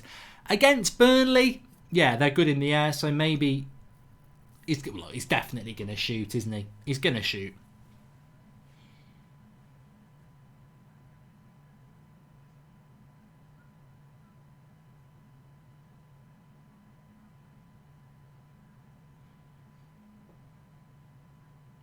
So a little bit closer this time for Rashford.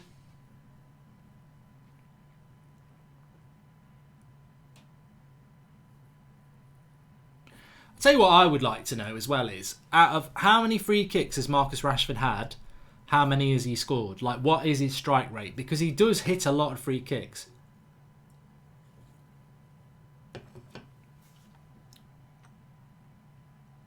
Shoot, says Ash Gaming. I think he's got to shoot from here, to be honest. Sophie says Rashford needs to turn into Ronaldo mode. I think a lot of the improvement from Rashford lately is that he thinks he is Ronaldo. That's hit the top of the wall and gone for a corner. He seems to think it was quite close. Let's have a look at it as he hits it back. I don't think it's got the pace anyway, to be honest with you. Anyway, goes for a corner for Manchester United. Fred's on it. I think the corners have been a bit better since we've had Fred on corners. Which is, that was one of the things I thought Pereira was very good at, but he doesn't seem to do it. So, anyway, here comes a cross from Fred. Can we score a corner? No. It's headed away firmly by Burnley. Players are clearly tired, not pressing like they did last match, but it's not their fault. It's poor man management, says the Bucknut fan. Interesting theory there. But there are some players who didn't play in that game, I would say. Brandon Williams, Ashley Young, Nemanja Matic. And I think that the fullbacks have got to provide the energy. And Ashley Young has not provided any energy at all in this game. He didn't play in the other game. Dan James, we should be using the right-hand side more.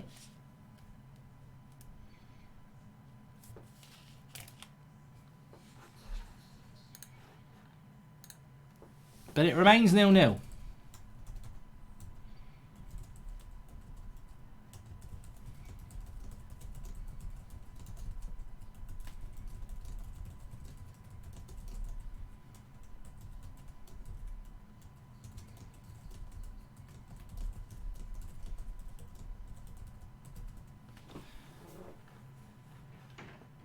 Now we get down the right-hand side with Dan James here. See, Young should be overlapping there. Should be busting his nuts to overlap. Now here is Young. He hasn't overlapped yet. He just gives it into Dan James. He's lazy as sod. Ashley Young should be bombing on there. He just stood there 20 yards away going... It's like, you know, I don't know what he's doing, to be honest with you. But Burnley have won it now.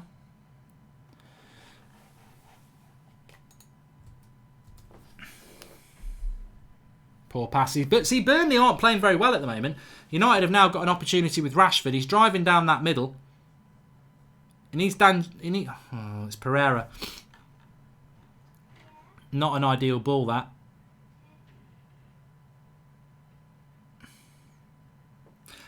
This is a great opportunity to get rid of Matic. Just leave him in Burnley where he fits in with the slow and ugly, says Ninja Smurf United. Well...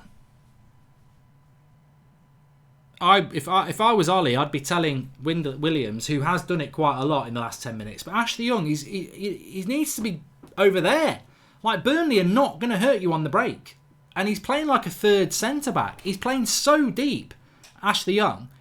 Either he's just not fit because he's too old, or he's a waste of space. Like, he needs to push on. Look, he only comes into picture. Like, look at him moving backwards there. Get up the bloody pitch, man. Martial. He's got an overlap. Oh, Fred had made a really good run there. Martial didn't see him. But we've got Brandon Williams. Goes back to Martial. Whoa, unlucky. Lovely little 1-2 between him and Rashford. And I thought he was going to get in there. United in the ascendancy at the moment, though. I thought the first 20 minutes we were a little bit out of ideas. But last 10 minutes, Burnley have been a little bit tired themselves and wasteful. United have started to get a little bit more of the ball. Short corner here. Pereira. Ooh, headed away.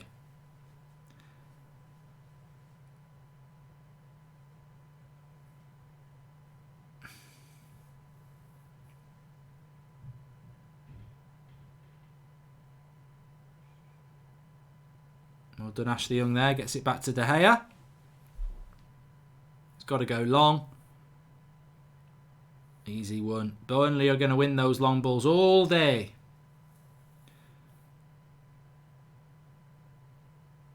But I don't know whether I'm being an idiot. Call me an idiot if you like. But I do sense there's a Manchester United goal coming. Football matches do go in phases, and United are definitely the team on the top at the moment. Martial and Rashford seem to be getting on the ball a little bit more. Buzzing around the Burnley back four, who are quite static. Talking about static, here's Matic. Brandon Williams is really providing the width today for United on the left-hand side. I wish we could say the same about the right-hand side because we're not using that at all, really. Roadrunner says he'd like to see us shoot a little bit more from distance. Burnley got loads of players back. United have to keep pushing and Burnley will crack, says Ninja Smurf United. Here's Harry Maguire coming forward. Intelligent, actually, from Harry Maguire. Gets it into Brandon Williams. Now the cross needs to come in. Dan James. Martial! Off the line! And the referee's arm doesn't vibrate. But it was good from United there. Good cross from Brandon Williams. Found Dan James on the back post. I thought he was going to shoot. He crossed it to Martial. Shoots. Burnley had players back on the line. And it's cleared off the line by Martial. No, Martial doesn't clear it off the line.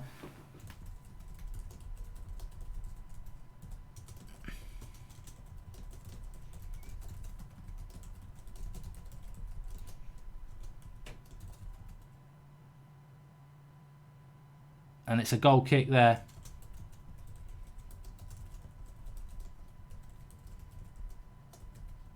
But Brandon Williams providing that width we were talking about 5 minutes ago.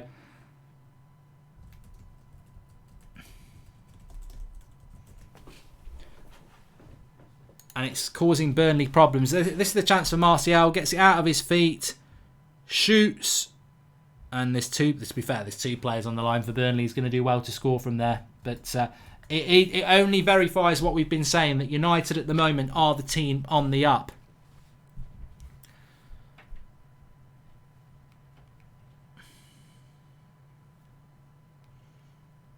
Burnley, not really a lot to offer at the moment. You'd say this game's got a draw written all over it if United can't break them down. Doesn't mean it will go that way, though.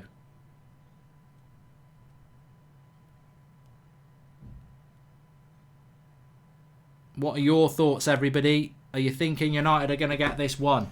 Mark, we have way too many ordinary players, says Brian Murphy. I think we're all aware of that. But United winning a lot of the balls at the moment. Here is Burnley, who just don't seem to be able to string two passes together right now. United doing a very good job of stopping Burnley hitting these long balls. And United have got it back again. Long ball from Burnley there. United pick it up. And I think, I'm quite optimistic because I think Burnley, with 9 players who played only 48 hours ago, will they tire quicker than us?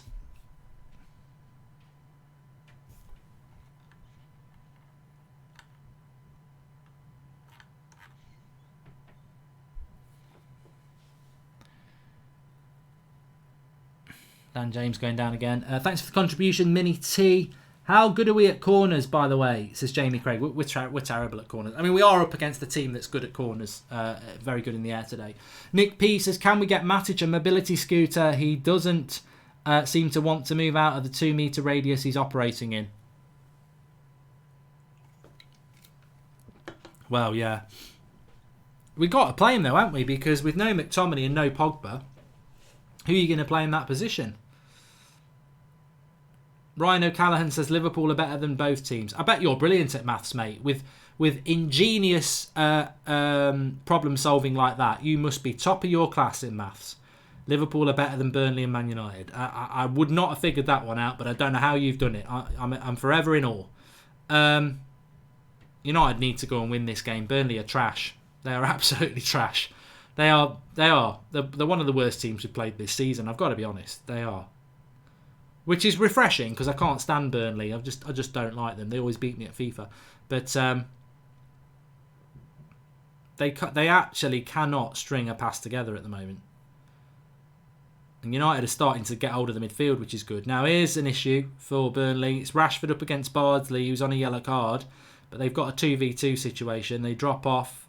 See, Rashford there, when he comes inside on his right, I'd smash it. You never know. There might be... Fred should hit that as well. Just try a few long shots, although they've worked it well for Brandon Williams. Oh, it's a sweet, sweet cross. It is a sweet, sweet cross from Brandon Williams. It's right across the 6-yard box. It's in that no man's land that people as a defender don't want to get on the end of.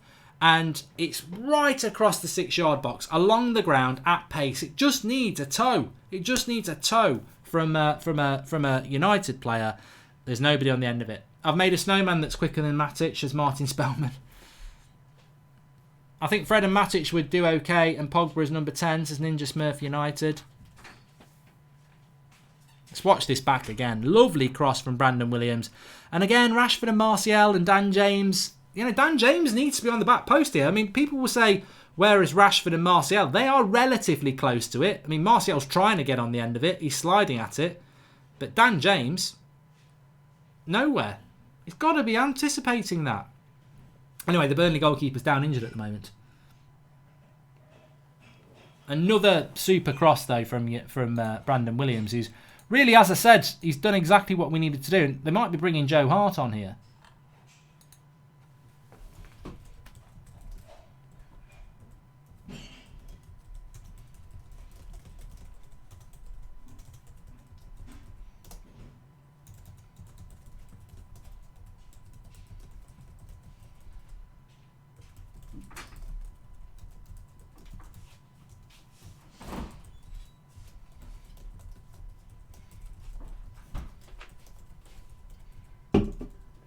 Go.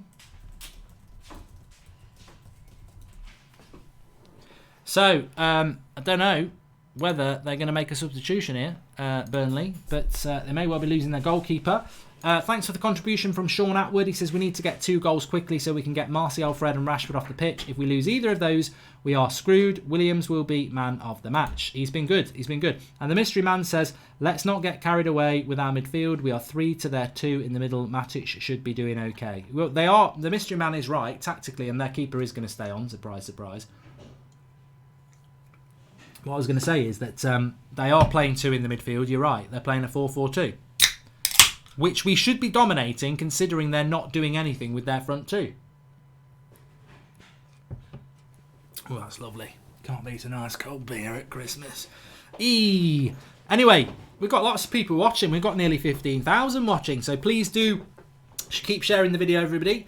Underneath the video, there's a share button. You can share it on Twitter and Facebook. And also, please subscribe if you're new. Bottom right hand corner, we're trying to get up to 605,000, which is the number in the top right hand corner. You can subscribe by clicking the button in the bottom right hand corner. So please do it. Bottom right hand corner, please subscribe. Everybody do it now if you've not subscribed. But we're approaching half time. 40 minutes gone. There'll be a few minutes added on, to be fair. We've had a couple of stoppages, so we might get another 5 minutes or so added on. So we could be having another 10 minutes of this half yet. I'm worried if we don't score before the half time, we'll come out flat and give away a goal or on a stupid mistake, says Sean Finity, which is always an issue with United. We saw that against Watford. You're very correct, Sean. Thoughts on Joe Hart, said Per. I don't like him. I think he's a bit of a clown, to be honest with you. So I'd like him to come on. Omkar Salih says maybe get Mata and Greenwood on after half time to get some creativity and deal with the low block. Great show, Mark. Love the United stand. Cheers, pal. And Battle of the Boring Managers, says Joe Stanley. Brexit footballing coming, says Bottle of the Bleach. And Young doesn't even want to play, says Strime. I tell you what, well, Burnley are in here. And Lindelof, I don't even know how Lindelof gets wrong goal side there. I'd have to see that back, but I think it's from a throw-in. Wood in the box. It's just a long ball over the top, and Lindelof's positioned. I'm a fan of Lindelof, but he's positioned himself badly there. He's gone for a goal kick anyway.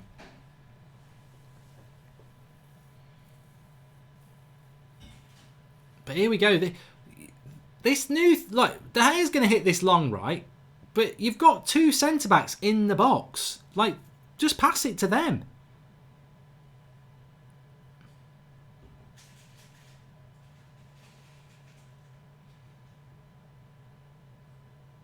Ashley Young. It's a good ball by Young. Well held up by Pereira. And now Fred. That's well worked by United. That's why I don't think we should be hitting it long from goal kicks. We actually are passing it around quite well. Here's Brandon Williams again.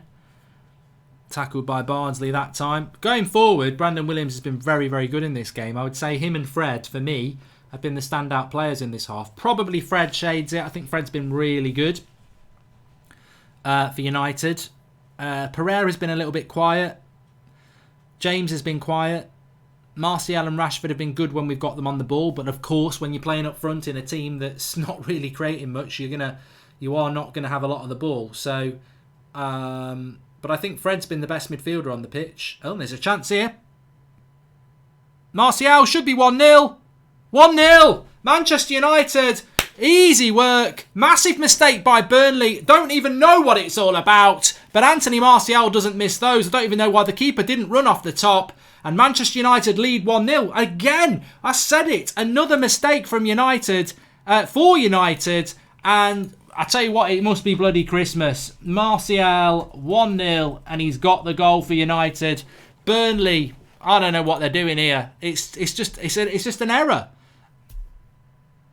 There's no way offside. They're not VAR in this. It's 1-0 to United, and I think we're all in a little bit of shock, but we should be getting used to it because Burnley have just given us a Christmas gift. Pereira tracking down the fullback for Burnley, and just a lovely little ball in by Pereira. He gets the assist as well. Happy days. Happy days. That goal before half-time that we spoke about as well. Man United profiting from crap teams again. This is what you got to do there. You got to put the pressure on.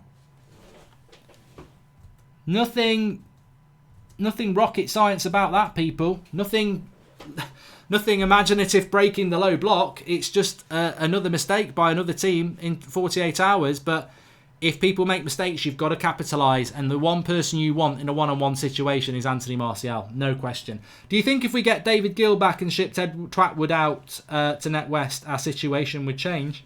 Says Vinbra. Depends how much money the Glazers want to give him. And Mickey Hine says, goal for Manchester United. Nice one, Mickey. It's 1-0. It's Anthony Martial. Fred has been pinging in it to the left well, says Murray. I think that Fred's been actually very good for United that half. And the main thing is that we have gone ahead 1-0. I think we deserve to. And Steve Wynyard now says counter-attack is on. It's like Order 66, isn't it? Counter-attack mode on. And that's what we've got to do now. Hit them on the counter. But we are on the counter here. And if Martial looks up, he's got Rashford. That's not the pass I would have played. He went Dan James. He had Rashford free on the left. But yeah, you could see United getting 2 or 3 goals now. Because Burnley have been very poor. But defensively, they've looked quite good. But United, now they've got that 1 goal, opens it up. I did said they would crack from the pressure, says Ninja Smurf United. You did. Well done, pal. We don't deserve it, says El Shal. Well, I think that United probably do. We've not lost in the Premier League this season when we've scored first, by the way. So that's looking good. Just about getting the 3 points today. Just about getting the 3 points. I hate to say that, but it's true. And here we go again. Dan James. Crap pass that. And I think Burnley as well. Remember, Burnley lost on Boxing Day. A lot of those players playing today. So that could be a real advantage for United going into this second half. Tails up.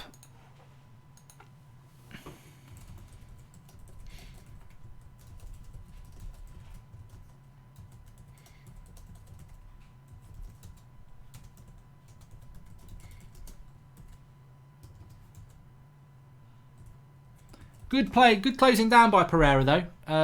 I don't think he's had the best of halves, but you've got to, if an opposition makes a mistake, you've got to capitalise on it.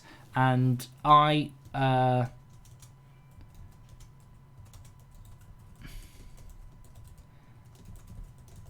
think he anticipates there might be an opportunity to get in there and force a mistake, and when he does get the ball, nice little slip through to Martial, and Martial from there, I've got absolutely total faith that he will score those sort of goals if you give him a chance. And Burnley, I don't see how Burnley get back into this game at this moment in time. I'm a fan of Shaw, but I really like the way Williams attacks the wide areas one-on-one. Good competition on the left. Hopefully Delo can get fit and provide the same on the right, says the mystery man. I think defensively Brandon Williams is a long way off, but it's about giving him these sort of games. Well, Burnley could have been 1-1 there. It was a decent cross to the back post, and Ashley Young totally out of position. But United now can break. Dan James. At least we're getting into the habit of making teams pay for their mistakes, says Sean Finity. I think on the break that United are deadly. And I think that we are, like you say, that's another thing. We are clinical. But Burnley got in there, to be fair. They should have done better with that. It's the first thing they've done in about half an hour. So we need to be careful about that. And I think Bobby Vuksanovic makes a very good point. He says, I don't rate Pereira, but he's playing pretty decent so far. Well, I don't mind. Basically, Andreas Pereira is playing in the number 10 position.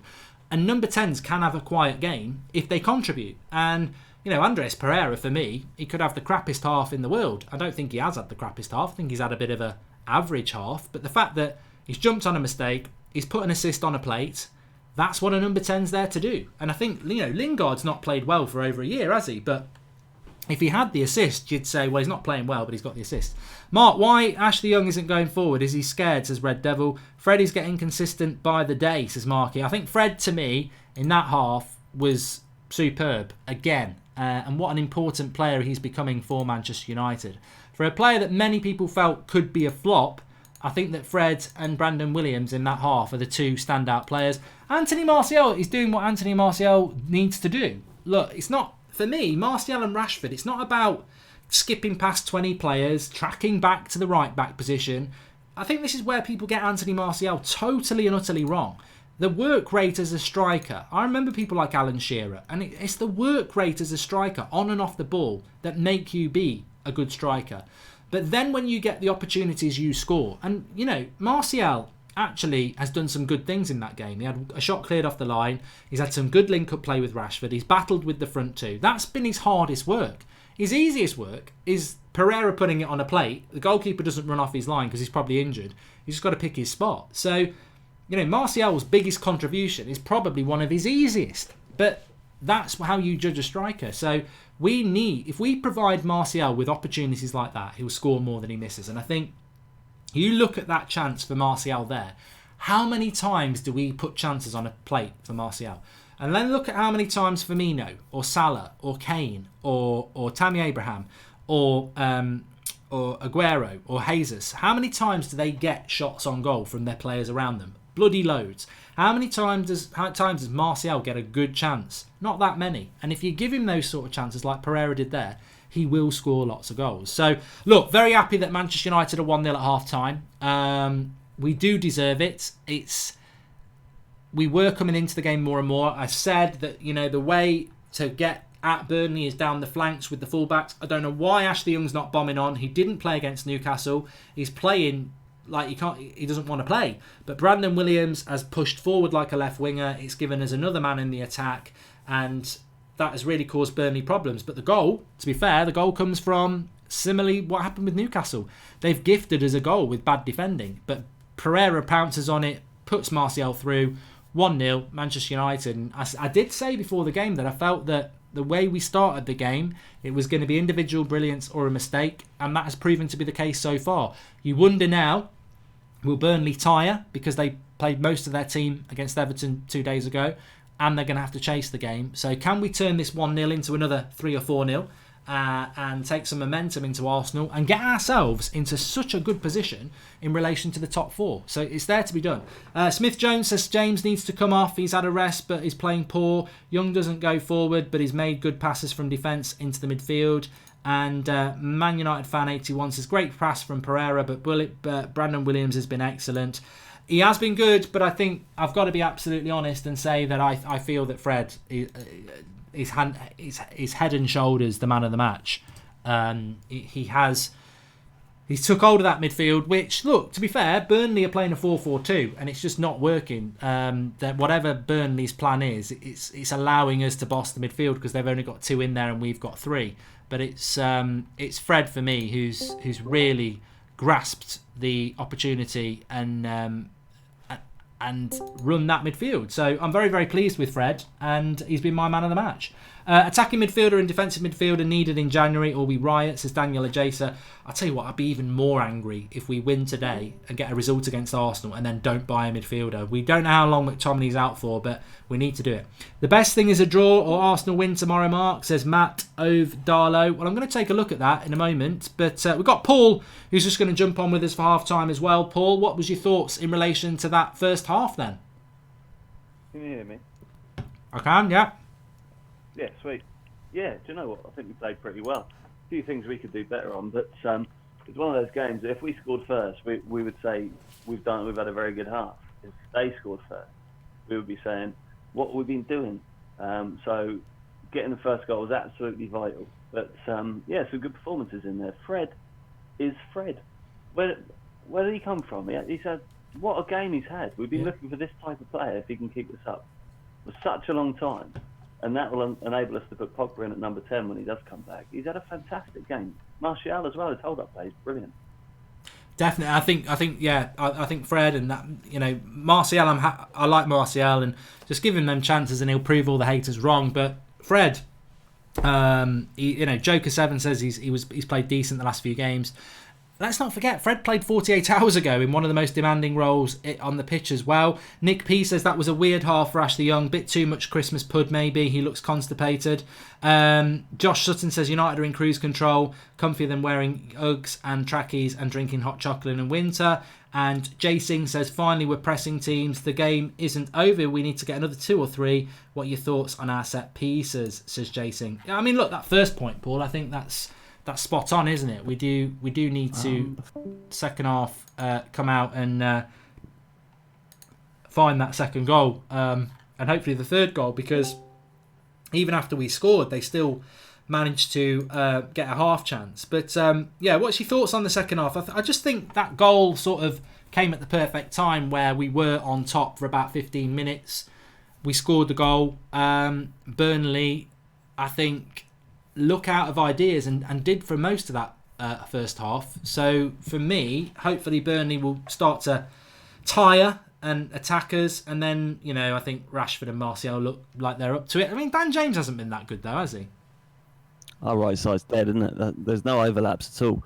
They just stay in perfect 10 yards distance from each other and pass to each other and pass back. And then Ashley Young tries his lob ball over the top, which he's been doing for 3 or 4 years.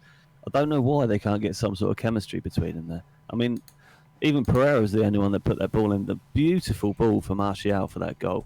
Yeah, that's what he's missing. Pereira has got the techers. It's just that quick decision making that he did there. That is what he's missing, because he just didn't think about it. He just put the ball in on Martial's foot, and Martial's ice cold, and it was never in doubt. If it was Rashford, I'd have been worried, but it was Martial, and I was like 1-0. But Pereira's got the techers. I'm watching it now. It's a class goal.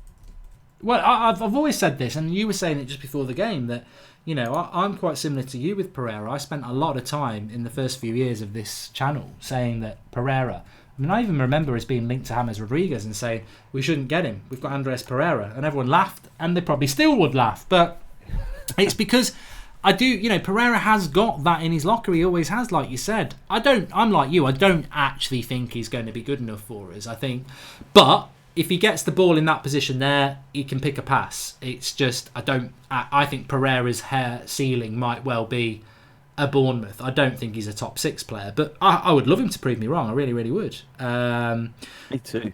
But yeah, I mean, look, I felt confident that United would win today, and I feel confident going into this second half that we will get over the line. I don't know about you, but I don't see how, thanks for the contributions, Ander Vicky, how many games can Maguire play? Man needs a rest, says Matt Carroll. Yeah, I mean, that is one thing I would say. I mean, I don't see how Burnley get back into this game, but to be honest, when they have managed to put those balls into the box, I've not been convinced by any of our back four. And I think that's understandable with Brandon Williams and Young, because they're not going to be good in the air against those sort of opposition. But Harry Maguire again, he was beaten on. We actually nearly went up the other end and scored, but they put a ball into the box and they nearly scored. We're not. That's the only thing that worries me. That I think our best form of defence is attack in this. You can't do it all. He's the only one in there who's got any aerial ability. It seems like every other player in Burnley can get way up in the air. I mean, we're getting beaten for headers, and we will get beaten for headers, and that's exactly how Burnley are playing, because their midfield does not exist. They're almost playing a 4-2-4, and they're pressing with 4 players up front to try and make us a mistake. When we beat that first press, because they got 4 players doing it, we're in every time. And if we can just move the ball a bit quicker, I think we can get more goals. But if we give them opportunities to lob balls in the box when they've got players in there, that, just like at the end of the half there, that's the opportunities they're going to get. And I can see them scoring from that. And I just don't want it to happen, because I can see our heads going down. So if we can get another goal early, I'll be happy. But I'm still nervous. And I don't think I'm ever confident with this team, because I've seen it happen too many times in terms of, switching off and letting your heads drop. This is what's got to change. We've got to push on now, get an early goal, or come out the traps fast, and put Burnley under pressure, because they're rubbish, aren't they? They really are. Well, they're really a one-trick pony. They are, and it's interesting what you say about breaking that press, because I've seen us break that press with very little effort. It's literally Matic will see that press coming, flick it to Fred 1-2. And even Matic is able to break that. And like you say, once you pass that first 4, you're in. And I don't think we've utilised being in enough, really. Do you know what drives me mad? Is the lack of effort when a cross is coming in across the box. No one anticipates. Brandon Williams one. Well, Mason Greenwood's the only one who'll do it, and he's not on. But last game, Luke Shaw put 2 great balls in. There's no James at the back post. You said that perfectly. Where's he? Why is he not coming in like a Dele Alli? Martial and Rashford just They kind of look, and then when the cross is put in, then they start running. There's no anticipation to be there when the ball arrives. They start to try and get there when the ball is crossed, and that's not being a striker. And Ole Gunnar Solskjaer being the manager, I thought he would be all over that like beans on toast. But I don't know whether they're not listening or whether they're not being taught. But it just seems weird because they're goals to be had. Martial, I thought would be all over it, but. I'm just going to quickly pop and have a toilet break, actually, Paul, if that's all right. So I'll just ask you a question that you can talk to the live comments about. There's talk that Haaland could be going to Juventus. Where do you stand on that at the moment? I'll give you a minute or so just to have a chat with them about that. Yeah, I don't know. How are we feeling in the live comments? Do we want Haaland? Yes or no? Because I think, personally, we don't need him desperately. We need midfielders desperately, but at the same time, if we can get him for 20 million quid, I'd snap anybody's arm off for him because he looks class and he's 19 years old. He's got loads of room to improve. He doesn't need to start because we've already got strikers. Hopefully he'll be behind Greenwood because I don't want to underdevelop Greenwood for the sake of Haaland because that would be criminal. But if he goes to Juventus and not us, it's so embarrassing. I mean, that's a mugged off situation. So, yeah, as it stands, I don't think he's coming. But if he does, then it's an absolute bonus. If he doesn't, I'm not that fussed as long as we get 2 midfielders in the January sales. But I don't think that's going to happen either. It's going to be a very interesting time over January to see if we get anybody at all. And if we don't, that just sums up the ambitions of this club. Not Ollie. Above Ollie, Ed and Glazers, and they're the ones that will have to take the stick for it. You know, Ollie's going to take the stick for the on-field operation, but I don't think he can be blamed if we don't get any players in January, because I'm sure he wants them positive. Do you? I'm back now, Paul. Do you second half then? What's your thoughts? Which way is this going to go? Do you think United have got it in the bag now, or do you still think there might be a way back in for Burnley? Burnley are a danger with the balls into the box. If we get an early goal, then we're going to win it easily. We're going to get more nervous because that's our mentality. The longer it stays 1-0, the more worried I get. We need to push up, be brave, don't sit back, don't drop off till 80 minutes. And Ollie needs to make the right changes as well. But we've got it in the bag, Mark. They're a one-trick pony. We know how they're going to score. So if they score like that, I'll be very disappointed. And we've shown we can break them open. We just need the right players in the right spots at the right time, and we can score more goals. And I think we can get a couple more in the second half. So if we don't win this, it'll be criminal. Definitely. We'll get you back on for the last few minutes if you're all right with that, Paul. And hopefully we will be seeing a result back in for United. Do you want to just give us a quick sort of score prediction for this second half then? 1-0 up at the moment. We've got it in us to win 2-0. We really have. It's in our hands. We've just got to watch out for the first 5 or 10 minutes when Burnley are going to throw balls at us, and we're going to have to fend them back. And then the rest of the game, play as we did in the first half. We played well. I'll get you on for the last 10, Paul. Cheers for that. Cheers, mate. Thank you. Paul there, one of our moderators. Words of wisdom as ever. And I agree. I think that we're not going to lose this game. I know you can never say never, but I mean that would be ridiculous to lose the game from this situation. I just think we've been the better team, and I don't think we've been brilliant, but I just think that this has been what you would hope when United are playing a team that's, you know, below us. That actually the quality of our players is above the quality of them. So I can see us getting the next goal. I said at the start of the game, I don't see Burnley having many goals in them. I actually don't think Burnley have got 2 goals in them. So the worst we could do is draw this game. But yeah, let's go and get the second goal. I can see us getting more chances than them in the second half. So let's go and get those 3 points. And if we do, then there's a massive opportunity for us to get back into that race again for top 4. Wish we could buy Kai Havertz or Odegaard, says Emperor. We're about to kick off for the second half. I don't think Haaland is coming to United, but it's midfielders we need. That's from Mojo, which I agree with. Second half is just about to kick off. Please do subscribe to the channel if you're new. Bottom right hand corner, we're trying to get up to 605,000 today. And we are off for the second half now. Bottom right-hand corner for that. And get involved in the channel. Big month, January. It's the January transfer window. Transfer Daily will be back. We're live every night at 8 o'clock anyway. We've got... obviously, fan cams after this game. Flex is up there. We'll have Ricky and Saeed and Adam on as usual, and some other people as well. I'm sure will be queuing up to get on. I still think it's going to be 2-1, says Vinbra. Very nervy towards the end, but hopefully they tire. Well, we're in here at the moment. It's Dan James on the attack.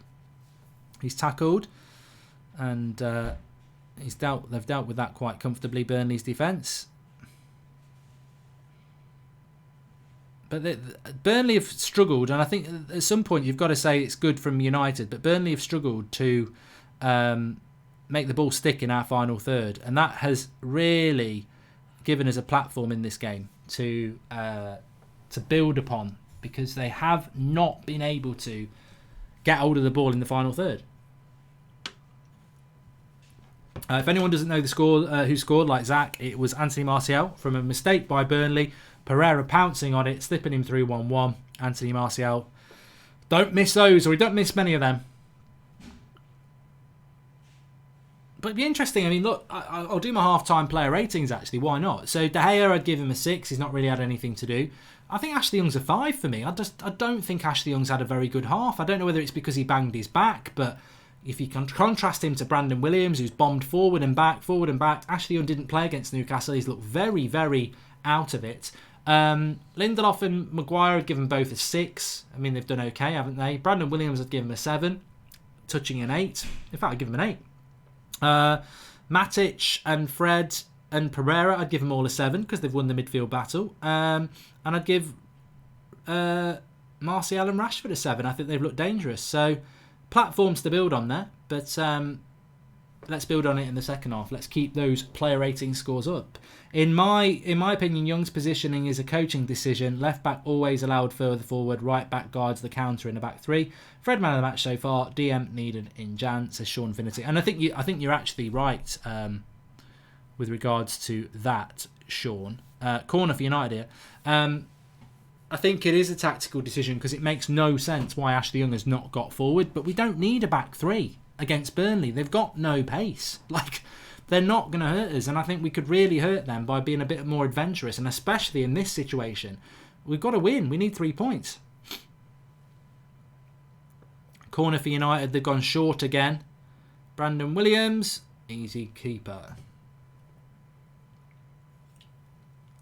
Not trying to mix it up there. Sorry, I would give Fred an 8. I don't know why I didn't give Fred an 8. Sorry. Matic and Pereira 7. Fred definitely an 8. He's man of the match.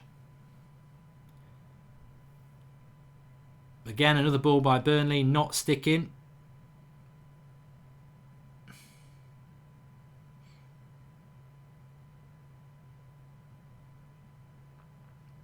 Now they've got a bit of an overlap here. What's he shooting from there for?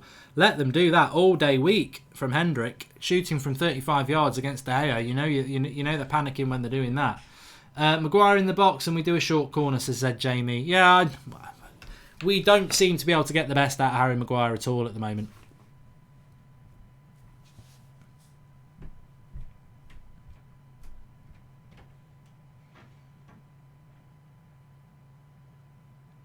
Steve Wynyard says he'd give Dan James a 5.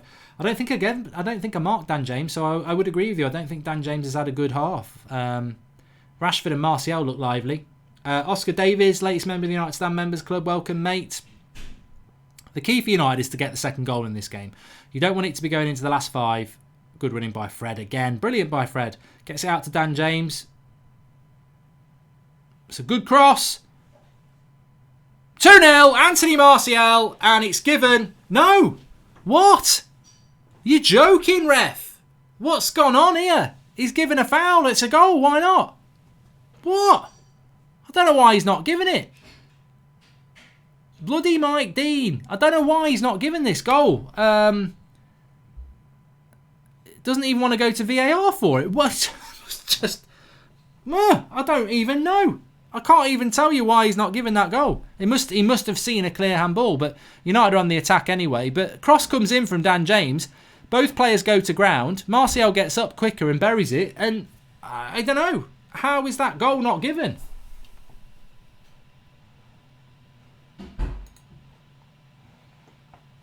I don't think it can be offside.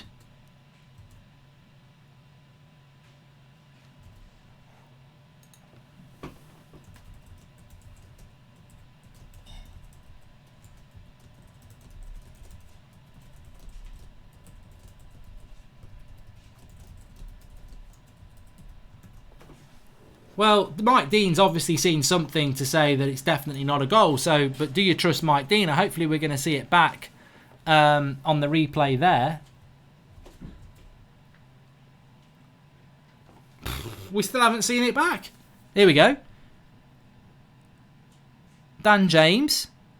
Never going to be offside. Bollocks. Absolute bollocks. That ain't a foul. That's not a foul. He's giving it for a foul. Bollocks. Kiss my arse. Never a foul. It's just a shoulder barge. That's not a foul. It's a centre-back against the striker, for God's sake.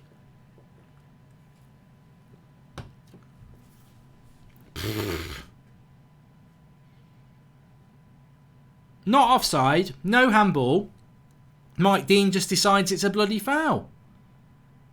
So there's VAR and there's Mike Dean's rules then. Prat.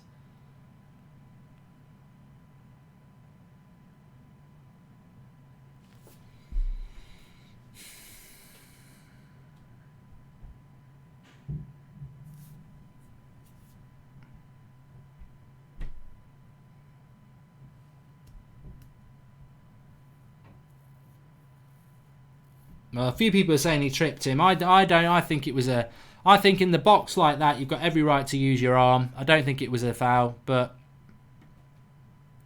it is what But United, to be fair, started off quite well. Dan James with a decent cross. Tries to slip in Rashford there. Crap pass by Dan James. And Burnley come away with it. United's energy levels so much better than Burnley. And that's surely going to be key. Don't let them get their energy levels up is what I would say.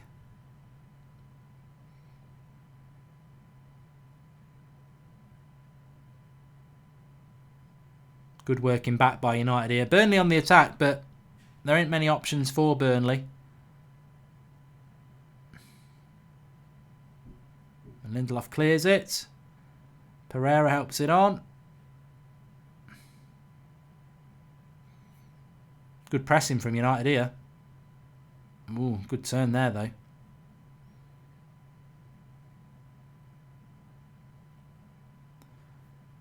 Burnley showing a bit of energy. If you agree or not, surely you check with VAR, says Steve Wynyard. Well, exactly. I don't get why we didn't check it, but cross coming in. No, good defence by United there. Burnley having a little bit of attack here, but Burnley remind me of this reminds me of a cup game where United are the better team and we're playing someone from like Division 2. There's a real difference in quality. So United, that's not going anywhere. United need to just keep their heads, get that second goal, and this game's over.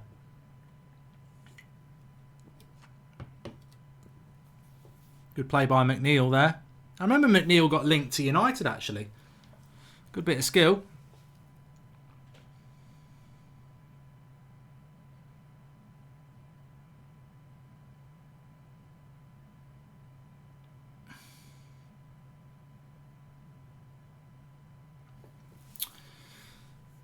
Anyway, 53 minutes gone, sorry.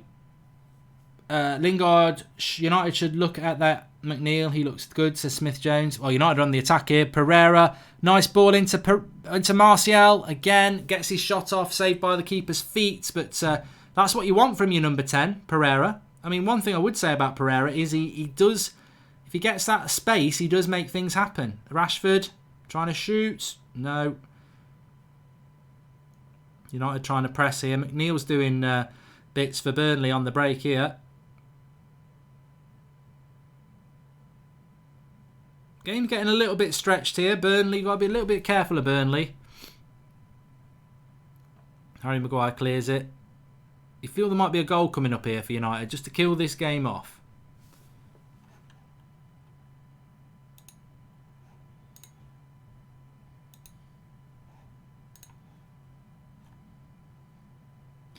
Rashford is my man of the match so far. Very good on the ball, says the Machine 94. Well, it's interesting, isn't it?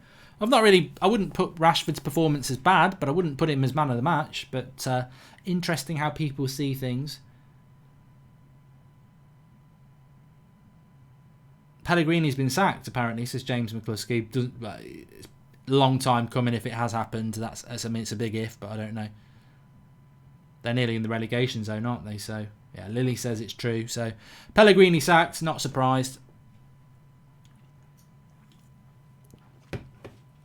Especially when Leicester make 9 changes and still go and win. Definitely not a foul. VAR sponsored by Liverpool this season, says Ninja Smurf United. It's gone. That moment's gone now, isn't it? But McNeil has really started to get into this game for Burnley. That's a decent cross. Harry Maguire doing what he's there to do there. But Hendrick again. I'd sub him if I was Burnley. He's had 2 shots. You can shoot all week, mate. You're shit.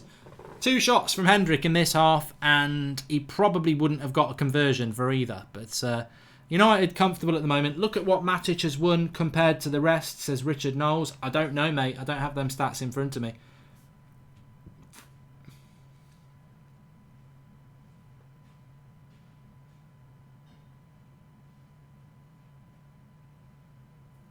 Fred's carried on this second half much the same as he did in the first half. 1-Lee, I agree.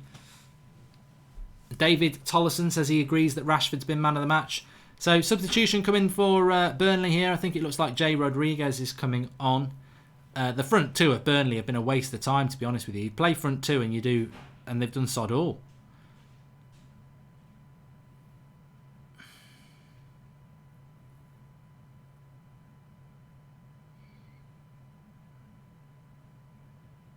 I like the look of this McNeil. He's done really, really well.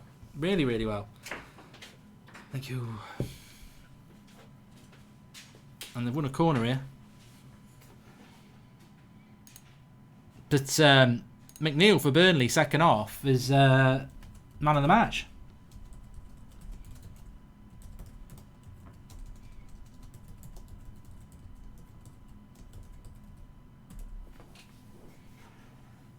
But United got to be careful here. These are the situations that we don't want to be letting Burnley into the game. And I think that was Lindelof who won that. But Fred has picked out something. And what United need to be careful. McNeil, I tell you what, you didn't want it to be dropping to him there.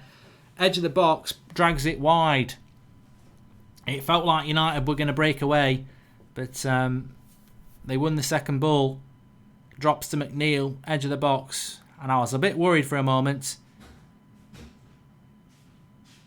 But he's been really good. He's been very, very good. Decent, says Adam Farouja.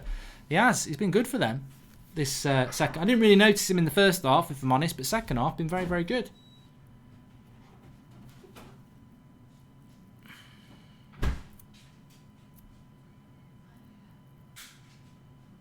Yeah, West Ham have sacked Pellegrini, for anybody who doesn't know. Mike Dean is everything but a referee, says Marchie.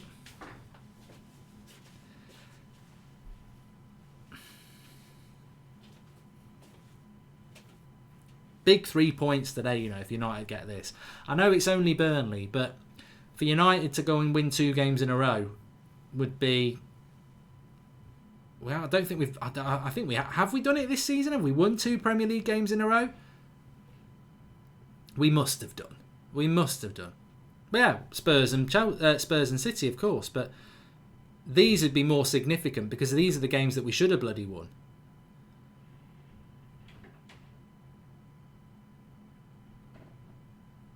Burnley are getting into the game a little bit more at the moment, I would say. But United have got the ball back. Look, if we win this game, brilliant. And that's all you can say. Newcastle, Burnley, we've beat them brilliantly.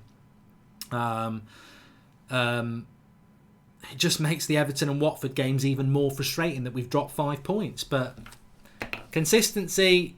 The whole point about consistency is you only get it by being consistent, and United have got to find that consistency at some point. And maybe we're on the crest of that. Martial, lovely bit of skill, doesn't get away from his defender. Tarkovsky does very well there, actually. Martial nearly did bits, and Pereira could be on a yellow card for that. No, just a foul. Paddy O'Prey says, would you play Greenwood last 20? Yeah, definitely. I don't think Dan James has been in the game enough for me. He's I like Dan James, but I've said it for the last month and a half that I think he's been living off that first sort of couple of months for the last month and a half. He's not been that good for United, Dan James. He's not doing enough to justify his starting place when you've got Mason Greenwood, who is scoring most games. So, to me, I think Mason Greenwood should be starting against Arsenal at this point.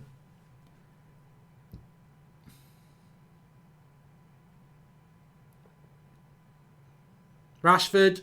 Oh, there'll be a foul here. Yellow card. Dan James. I'll tell you what, I think Dan James might have been through one-on-one here. Mees took him out. Oof, tell you what, that's a nasty foul. What do you think of Danny Olmo as a midfield to buy? Says BGG. I think I'd buy Danny Bear. You know, any Danny will do if they play in the midfield. United need numbers in there. Ben Mee's just been given a yellow card there. It was very late on Dan James. And the interesting thing is, it was never going to be a red because there was Burnley defenders back. But I think he would have burned him and been through one-on-one. And I agree with you, Charles Darwin. I think if you know the pace, and Paul Robinson's right, or it's a red for me, that if you know the pace of Dan James, he would have been through one-on-one there.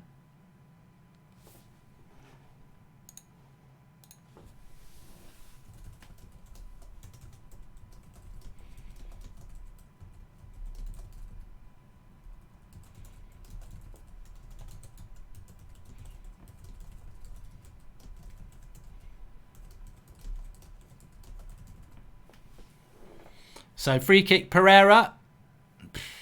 Not the best. Not the best. And look, you know what? I know Burnley are good defensively, but Harry Maguire, we spent £80 million on him. He's got to. We've got to start utilising this supposed threat a lot more. So half an hour to go. United still 1-0 up.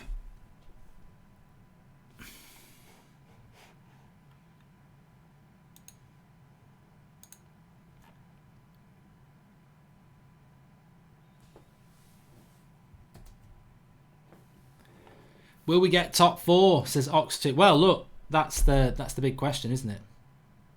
A few of you saying it was a red card in the live comments. I'm not going to disagree with you. I think that Dan James, with the pace he's got, would have been through one-on-one there. United need to get that second goal, though. We do need to get that second goal. 15 minutes into this second half. I think Burnley have probably shaded it without really being that impressive.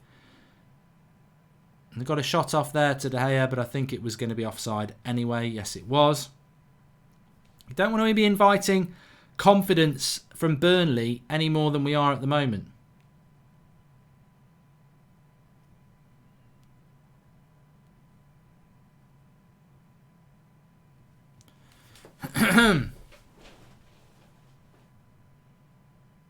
It's that old cliche in football, but the next goal's key. Sub James not doing enough defensively on right to cover Young. They will score from that side, mark my words, says the mystery man. Well, let's hope we don't have to mark his words. Here's Rashford with an attack chance to get at Bards. They use on a yellow card, and it's a good defensive tackle there. United with another corner. We never score from corners. We never score from corners. Who's gonna prove me wrong? We never score from corners. You'd think we've bought Maguire. Maguire's got to score a corner one day. And we've gone short again. Zed Jamie's going to go mad. Short with the corner again. Again looking for Brandon Williams. And Dan James will shoot. Waste of time. Waste of time. I don't know what that shit corner routine was, but we've tried it twice. And that's what I think. What a waste of time that was.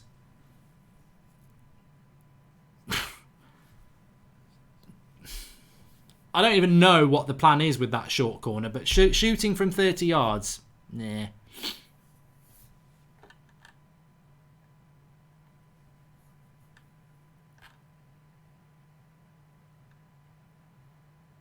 Get Greenwood on now, says Michael Clegg.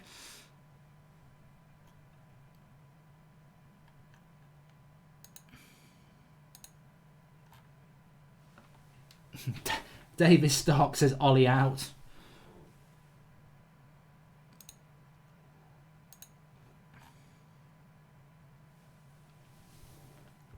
Yeah, Pellegrini, we spoke about a few minutes ago. He has been sacked, which is no surprise. No surprise at all. I'm just going to have a quick look at the league table, actually, because it's obviously got some relevance if we can get these 3 points, which are looking good at the moment. Yeah, I mean, West Ham are 1 point off the relegation zone, so I remember at the start of the season they were a lot better. But here's Martial. Feeds it into Rashford. Wow, Mike Dean's... I don't know whether there should be a penalty here.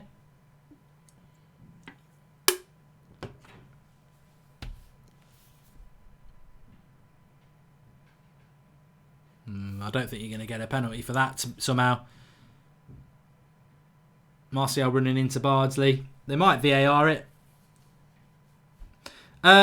If United win this game, we're into 5th and we're 1 point behind Chelsea. Chelsea play Arsenal tomorrow. We play Arsenal on Wednesday. Look,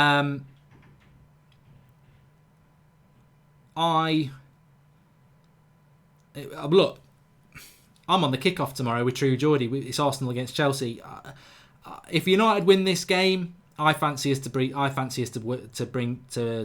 catch Chelsea anyway. So, would I rather be 7 points ahead of Chelsea tomorrow and 4 points behind? 7 points ahead of Arsenal and 4 points behind Chelsea if Chelsea win, or would I rather be a point behind Chelsea and 4 points ahead of Arsenal? Answers on a postcard. I can't help the fact that I love to see Arsenal fail, but there we go. But we do need top fours. We do need top four. 67 minutes gone. Ghost said that should have been a penalty on Martial. They're making another substitution here. Burnley. Goodmanson. Red Baron says, really don't agree with your opinion on corners. Might as well go short if we can't score from a long cross. Also, zonal marking is modern tactic, not rubbish man-to-man marking where you're exposed. Well, I totally disagree with you, mate, but thanks for the contribution. I think zonal marking is massively problematic and it's easy to get the jump on a player. Leave it to the live comments. I think that man marking, you've got responsibility for your man, and you should be able to track their run far better than marking a certain area that somebody else can run into your area and get a jump on you. And as somebody who used to play centre-back, I hated zonal marking. I'd rather go man-to-man and take the responsibility.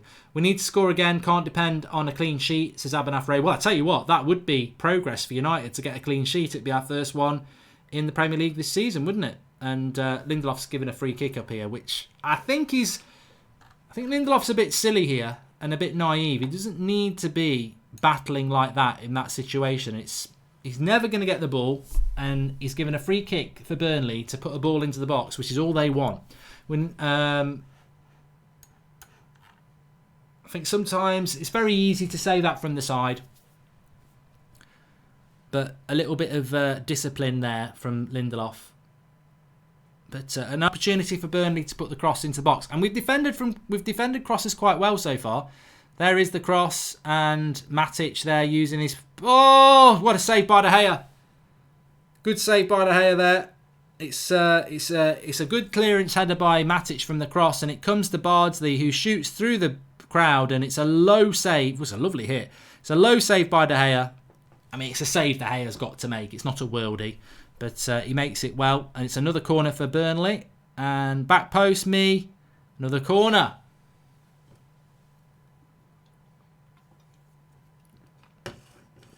Burnley definitely getting more opportunities in this second half. United not doing enough for me, second half.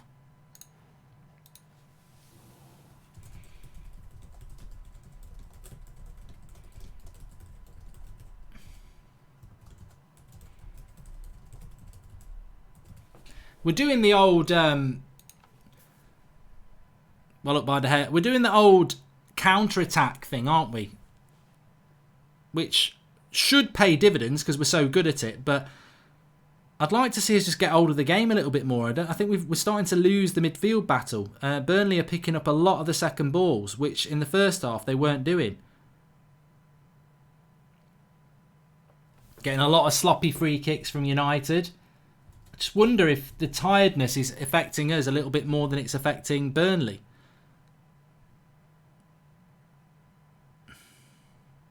Cross into the box. Lindelof wins that. Well done. Oh, he's got to go. He's got to be. Is he on a yellow card already? Oh, come on. He wasn't. I thought it was me. They're chopping Dan James down a lot, though.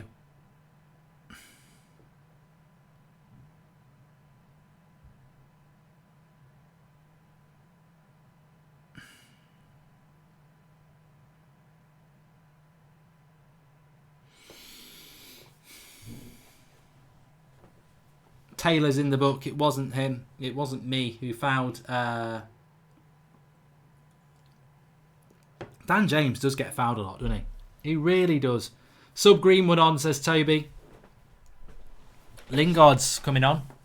Oh, great. Yay! Come on, Jesse. Deliver in the last 20. Pogba's not on the bench because he didn't... Ollie said he couldn't play. 2 games in 2 days.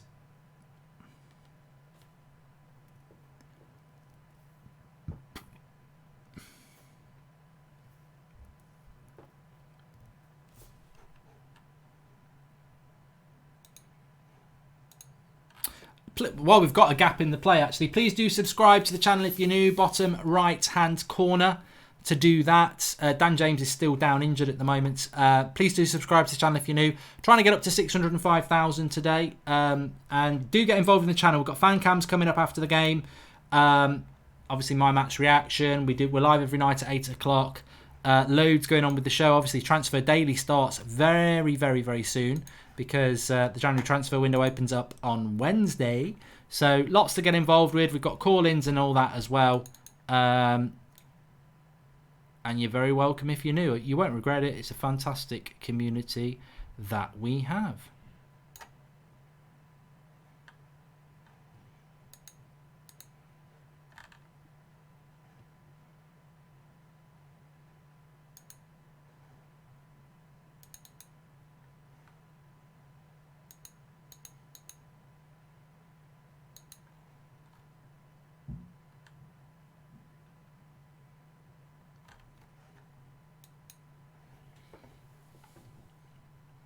Andres Pereira's coming off Lingard then.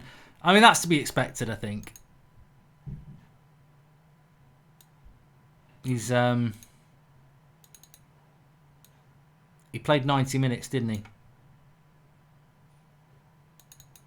Against Newcastle. So, yeah, it makes sense. So, Lingard's on. United, I'm a little bit worried about United. I think we have been inviting a little bit too much pressure for my liking in this game. And I think that we're playing a dangerous game trying to hit them on the break for the winning goal. And I think we need to be a little bit careful that we don't allow them to get their golden chance that they seem to be working for. But a clean sheet. It could be a day where we get a clean sheet.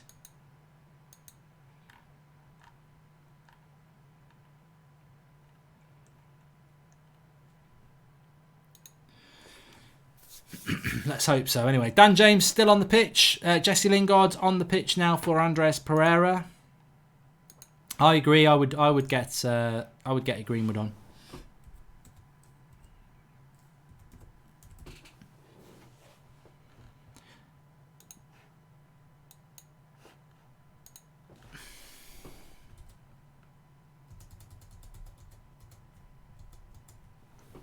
And it's that massive game on New Year's Day night. What a way to start the year.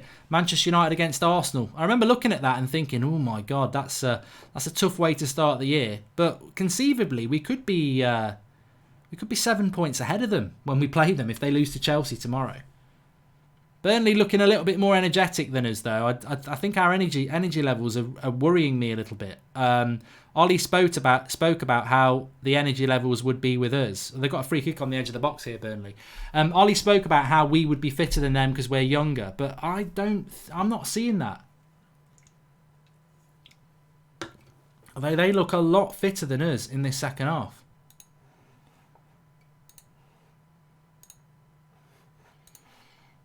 But decent opportunity for Burnley.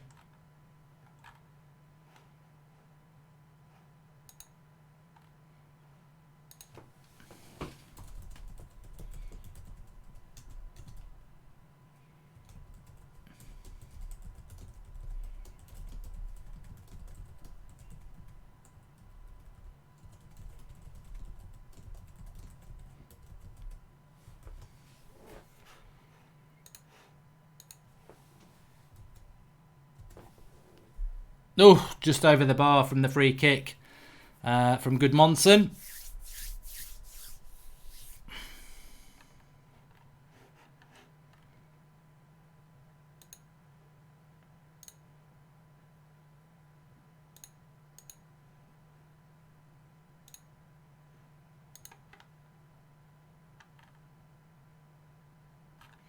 And we've hit 605,000 subscribers as well. It's changed in the top right hand corner. Thank you to everybody who has subscribed and is getting involved. Still about 15 minutes to go in this game. United still 1-0 up. We've had way more attempts than them. But I think that the Burnley fitness levels in the second half. Again, I am a very big critic of Manchester United's fitness department. Ole Gunnar Solskjaer said in the press conference that we've got the best fitness people in the world, in the country. I categorically disagree. I think we've got a terrible fitness department that has been proven over the last 6 years. And I think it gets proven. We've gone as slow as chicken's back legs, says Jonathan Matthews.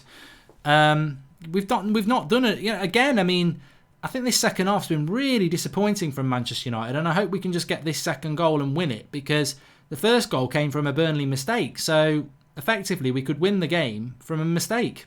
And it's understandable, Ollie will say this after the game. Oh, it's our second game in 48 hours. But it's Burnley's second game as well. And their energy levels, all right, they're the team behind, but their energy levels are far, far better than ours.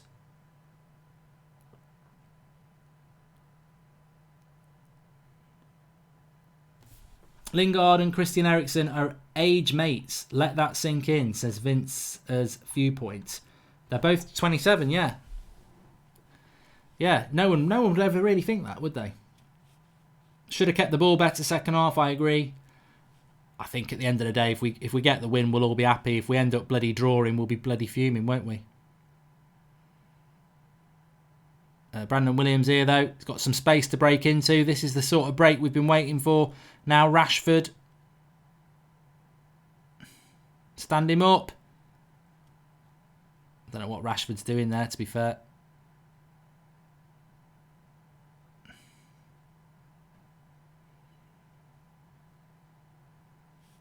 Final ball from Burnley. Good. Good for us. Crap from Burnley. And that's a goal kick. I just wonder, slipping into this last 10 minutes, though, whether Burnley might just find a way.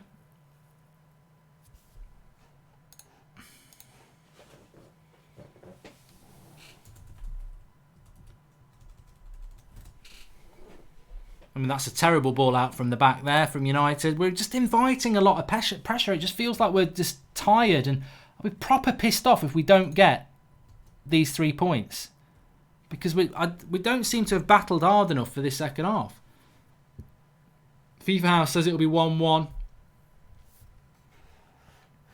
One more game where we didn't know what to do, says Brogdan Gavrila.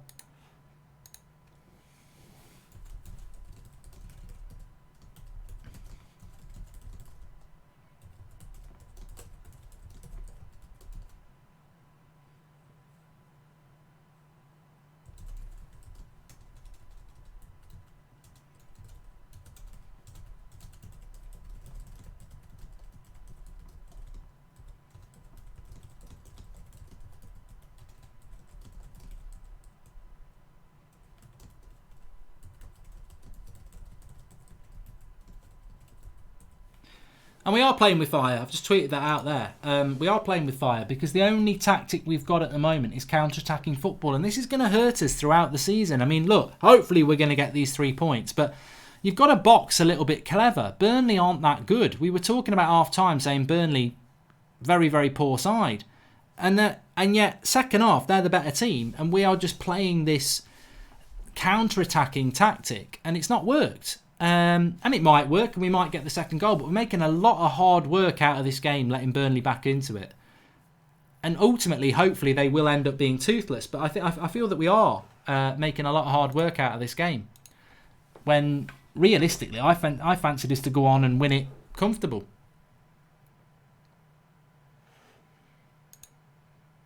I mean, second goal was always going to be game over time.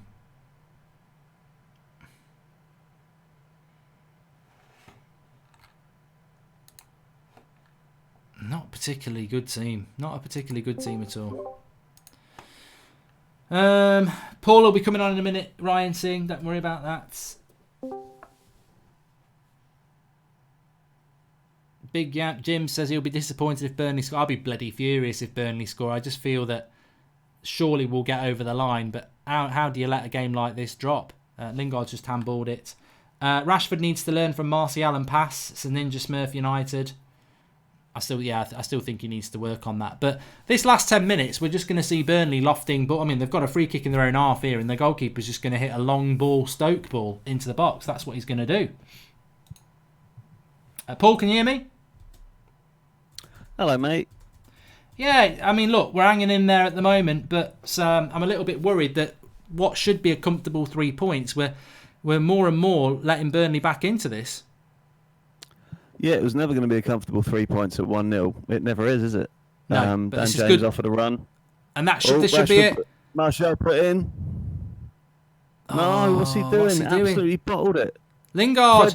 Lingard, for lacking God's confidence, sake. absolutely messed it up. Complete waste of time. Oh, no, Fred. No. Awful challenge by the defender there. He could have broken his leg. Well, we were on the break there. Dan James' pace hurting them again. Yeah, Martial should have scored, really, but then he lays it off to Lingard. I mean, wow. Lingard just froze, didn't he? Lingard absolutely papped his pants. Yeah, but I do think Martial should have scored that. The issue is Burnley changed their formation and we've made no adjustments, says the Bucknut fan. I mean, yeah, tactically, Paul, second half, it's not been good from United. We're just reliant again on this. I mean, look, we keep saying it. Ole Gunnar Solskjaer's got one plan. It begins with A and it ends with A, and it's counter-attacking football. It's it's one-dimensional, Mark. Well, it's not so much the tactics in the second half, because I think we've gone about things the same way as we did the first half, but with maybe less application and more of a idea of protecting the 1-0 lead that we have. You can't protect a 1-0 lead for 45 minutes against Burnley. We're going to bang long balls in. We haven't looked like we wanted to score the second goal. So if we do draw this 1-1, who else have we got to blame but ourselves? I mean, you know, that second goal will kill it off. We should have got it, but we haven't looked like we wanted it. I personally think we might get our first clean sheet today. I just think Burnley are so bad that they won't do it. We do now. Well, I know I've probably just ruined everybody, but no, I do. I think we'll win it, because I just don't think that. I think Burnley aren't toothless. If Burnley get a ball in the box or a corner, they aren't toothless. They are when they're in the middle of the park or because we're going to get the ball back off them. But if they win a free kick or they win a corner, then don't tell me you're not nervous, because I'm on edge. I am on edge proper. I just think Burnley have struggled to, as I said all game, really get it going enough. They've not really had any sustained pressure. But look, in the last 5 minutes, they probably will. And United haven't had a clean sheet. So, you know, that's weak from Dan James there. And now he's up against Ashley Young, who's not much better. And there's the... Oh, no, it's a goal kick. That's a sigh of relief. But yeah, we've not pressed home our advantage. We've had opportunities. Marcus Rashford. I don't want to talk about him too much, but he's how not much a of good a better player could he be? Yeah, he's been good, but he could be if he got his head up and played the right pass rather than shooting from ridiculous distances and just head down and run to the byline.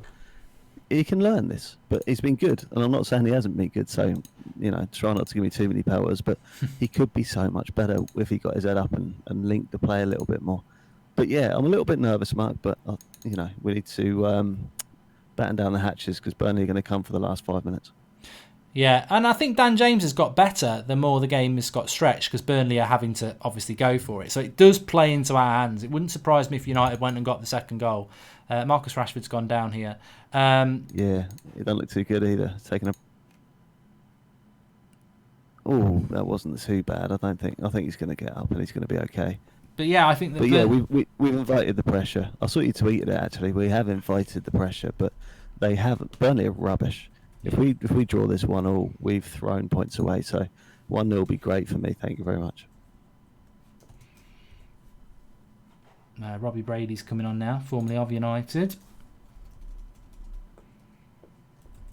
Yeah, but I think I hope we're going to get over the line, and I think that I hope we do anyway. Substitutions, Mark. I think Lingard's a waste of time, and I still stand by that substitution just doesn't. I mean, I think it's a lazy substitution. If I'm honest with you, I think it doesn't do anything to change the game tactically. Nope. It doesn't change the momentum of the game. It basically is about taking a tired player off, isn't it? That's all you're doing. It's just legs, isn't it? There's no change. It's just legs. Yeah, it is just put legs in. Even though they're Lingard's legs, I wish there was somebody else's legs. Even attached to Lingard's body, I don't care, but somebody else's legs. But as long as Lingard, the thing is about Lingard, he doesn't hold the ball up, and we need to keep possession. So that was my little bugbear about it. But yeah, I thought Greenwood should have come on earlier because it's a sort of game for him. But funny thing is, though, Dan James has come into the game. We win. Dan James has come more into the game after a bad game. Because there's more space for him now. So that's where... I mean, this is what I think Dan James should be a last 20-minute player. I don't think he's a starter. I think it'd be interesting how he starts the game against Arsenal, because to me, Greenwood should start. I don't necessarily think he will do that. I think Pereira's... I think he will, Pereira's got to start. I think he'll start Greenwood. Yeah, I hope he does start Greenwood. I think there's absolutely no excuse not to do it. And I think... James has looked tired, eh? I think even though he's had a rest, James today, for some reason, he's looked tired. I think we might have burnt him out a little bit.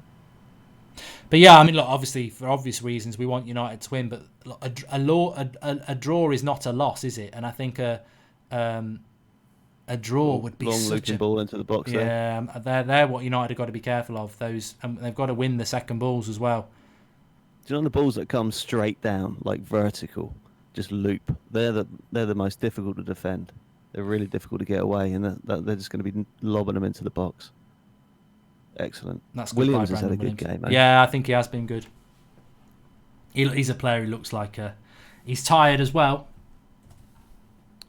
Yes, but he's got a good head on his shoulders, that lad. He seems to make the right decisions. He goes forward when he's meant to. He's in the right position when he's back, and he's got intent and a good cross. So Luke Shaw should be worried. Definitely, but I think if we can swap those two over, then our left back's covered. Because I rate Luke Shaw. I don't rate him, as highly as we did when we bought him. But now. I hope he doesn't do anything too costly. He's taking him off of Martial, so he's I've seen Ollie do this against Sheffield United.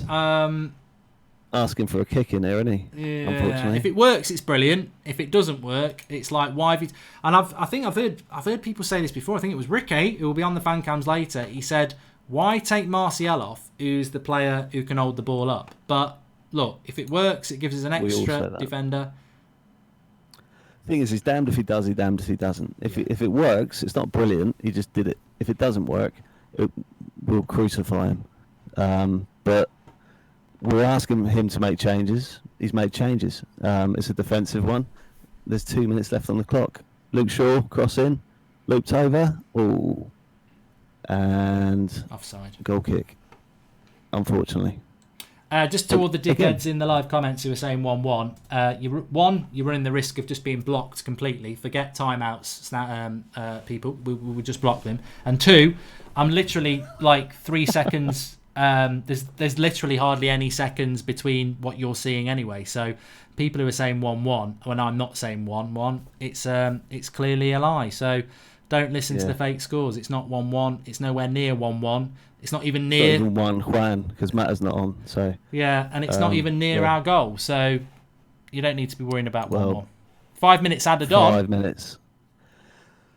Oh, this is where the nerves kick in, isn't it? Yeah. This is where, boys become men. Stick at it for 5 minutes. Get these 3 points. Then how many? What, we're 2 points behind fourth? Yes. No, one. One with Chelsea playing tomorrow. Which we thought was unachievable. So it buys Ollie time. Ollie seems to want to buy time for himself, just to keep him in the job as well. But I think he believes in his approach so much. But he's worried he won't get enough time to implement exactly what he wants to do. He wants to keep his job, but as much as he wants to keep his job, he also wants his club to be successful. He cares that much. I think he might even care more about the club than he does himself. I think United should be winning games like this against Burnley. I don't think it's a shock. But stupid cross there from Luke Shaw. What I would say about these results is that for all the time that he wants, are we actually? And I'm going to say it in the match reaction, so it's nothing new. For all this time that Ollie wants, I've said it so many times. I've said it time and time again. Where's the development to get the consistency to believe? Like, we're still only one plan team. We're still using Young and Matic and Jones on the bench and Mata on the bench. Like, there's no Gomez, there's no Chong, there's no Garner today. So there's no future on that bench apart from Greenwood that he hasn't brought on. There's no Jesse Willock, second yellow card for Bardsley here. He's off, I think. Good. Nasty piece of work, that boy. Yeah. Jesse Willock or Jesse Walcott. Vote now, laugh out loud. Well, did he put his card back in his pocket? No, he has booked him. I think he's gone for a yellow. It's a second yellow. Good. Get him off. Did he book him, though? I saw a yellow card come out, and he's definitely already been booked, so he's got to go. Yeah, but I think he stuck it back in his back bin. No, he's booked Brandon Williams for diving. Bloody hell. Mike Dean, what a crap. Well, Mike Dean's an absolute liability, isn't he? Oh, James, just get it away. Good lad. That's our throw-in. What a right, crap. We've got 2.5 minutes to keep this tight. There's always a chance. Maguire's been he's been very good in that 18-yard box today for headers, actually. So let's hope he just carries that on. I'd just like to say on that, Mike, that yellow card to Brandon Williams. All right, don't send Bardsley off, but to book Brandon Williams for diving, there is contact. It's not a dive. It's not yellow. I think what he thinks is he's trying to Burnley on the attack. There's a cross coming in the box here. Corner. And is that a corner? Yeah, let's just hold on to it. But yeah, you can't book Brandon Williams because there is contact there. All right, don't send Bardsley off. Anyway, here's corner for Burnley. And they've got the goalkeeper. Pope's coming up. Nervy times. No, that's long back post. Out by Shaw. Everybody push out. Back post. That's a lovely cross. Oh, bloody hell. Get after that, Luke. There's going to be another cross coming in. A very good cross again. Maguire. I think he might have put a hand up there. I think there might be a VAR check on this. Bloody hell. Pope. Fouled by Lingard. And Fred scores. But there's all going on. But I'm not listening to the commentary. I haven't seen a replay back yet. But I don't know whether there's a handball. No, there can't be. There can't be because they're just playing it on. Yeah, well, I hope VAR don't come back and bite us because it's been doing all sorts of nonsense today. But anyway, they've got a free kick, so they're going to put it into the box. 94 minutes, 1 minute to go. We've danced with fire in this game. I would say we've danced with fire in this game. And we still are, Mark. We still are. Ashley Young. Right, now the break. Dan James. He's got to look at Rashford there. Look at Rashford. That's the ball. He's put Rashford through, one-on-one. Pope's there. And that's it. 2-0. Marcus Rashford. Woo! What a fantastic finish. I've never seen anything like it. Yeah, he sort of slips it in. But look, Manchester United on the break. Best team in the world, I think. I've said it many a time. Ollie will be very, very pleased with that. It boosts the goal difference up a little bit. I don't feel sorry for Burnley. They had to go for it, and United. Neither did I. Yeah. United get Burnley's what you football get. hasn't deserved any sort of points today. They've long balled it. They just knocked it into the box. They've been Burnley today, and we have been, I suppose, ruthless. We defended well. Balls into the box we've dealt with. We've looked reasonably dangerous. We sat back a little bit too much in the second half, but we got a 2-0 win. So, I'm happy. I'm very happy with that. 7 points clear of Arsenal now. Not. But I know that sounds really defeatist. But somebody could say how many points we are behind Liverpool, and rivalry does matter. But more importantly, top 4 is open again. And I think that goal by Rashford's very lucky. By the way, it's ridiculous. We're very lucky. I mean, if you see it, then you won't see another finish like that for the rest of the season. Not on purpose. And I don't think United have played... Well, there's the full-time whistle. I don't think United have actually played particularly well. I don't. I think, the second goal is because Burnley are last gasp trying to get a goal themselves. The first goal comes from a mistake. But United keep their first clean sheet this season, I think, in the Premier League, Paul. So we've got to be happy with that. Final words? Happy days. Got a win. See you on the watch-along, on the roundup. Thank you very much, and thanks for popping on, Paul. I'll speak to you in a bit. Cheers, bud. Lucky charm there, Paul, in the last few minutes. Look, I'm going to do my match reaction, do the player ratings. We've got fan cams coming in as well. Link is in the video description for the match reaction. We'll get over there with the player ratings and have our full say on that game. But United, as I understand it, are now 1 point off top 4. 7 points ahead of Arsenal. So that is exactly what I wanted going into that game against Arsenal, because we don't want them anywhere near us, and we are 1 point off top 4. Chelsea tomorrow play Arsenal. So look, anyway, we'll talk about the game. I'll give you a bit of a spoiler here. Ollie, sit down, you prat. Your decisions did not help towards that. Just win, take your seat. Come on, United, says Ninja Smith United. I sort of agree with that in a much nicer way. I don't think Solskjaer's got any credibility from that win today. I really don't. And I will be talking why in the match reaction. But obviously, fantastic win for United. Get over into the link in the video description for the match reaction. I will see you there in a mo.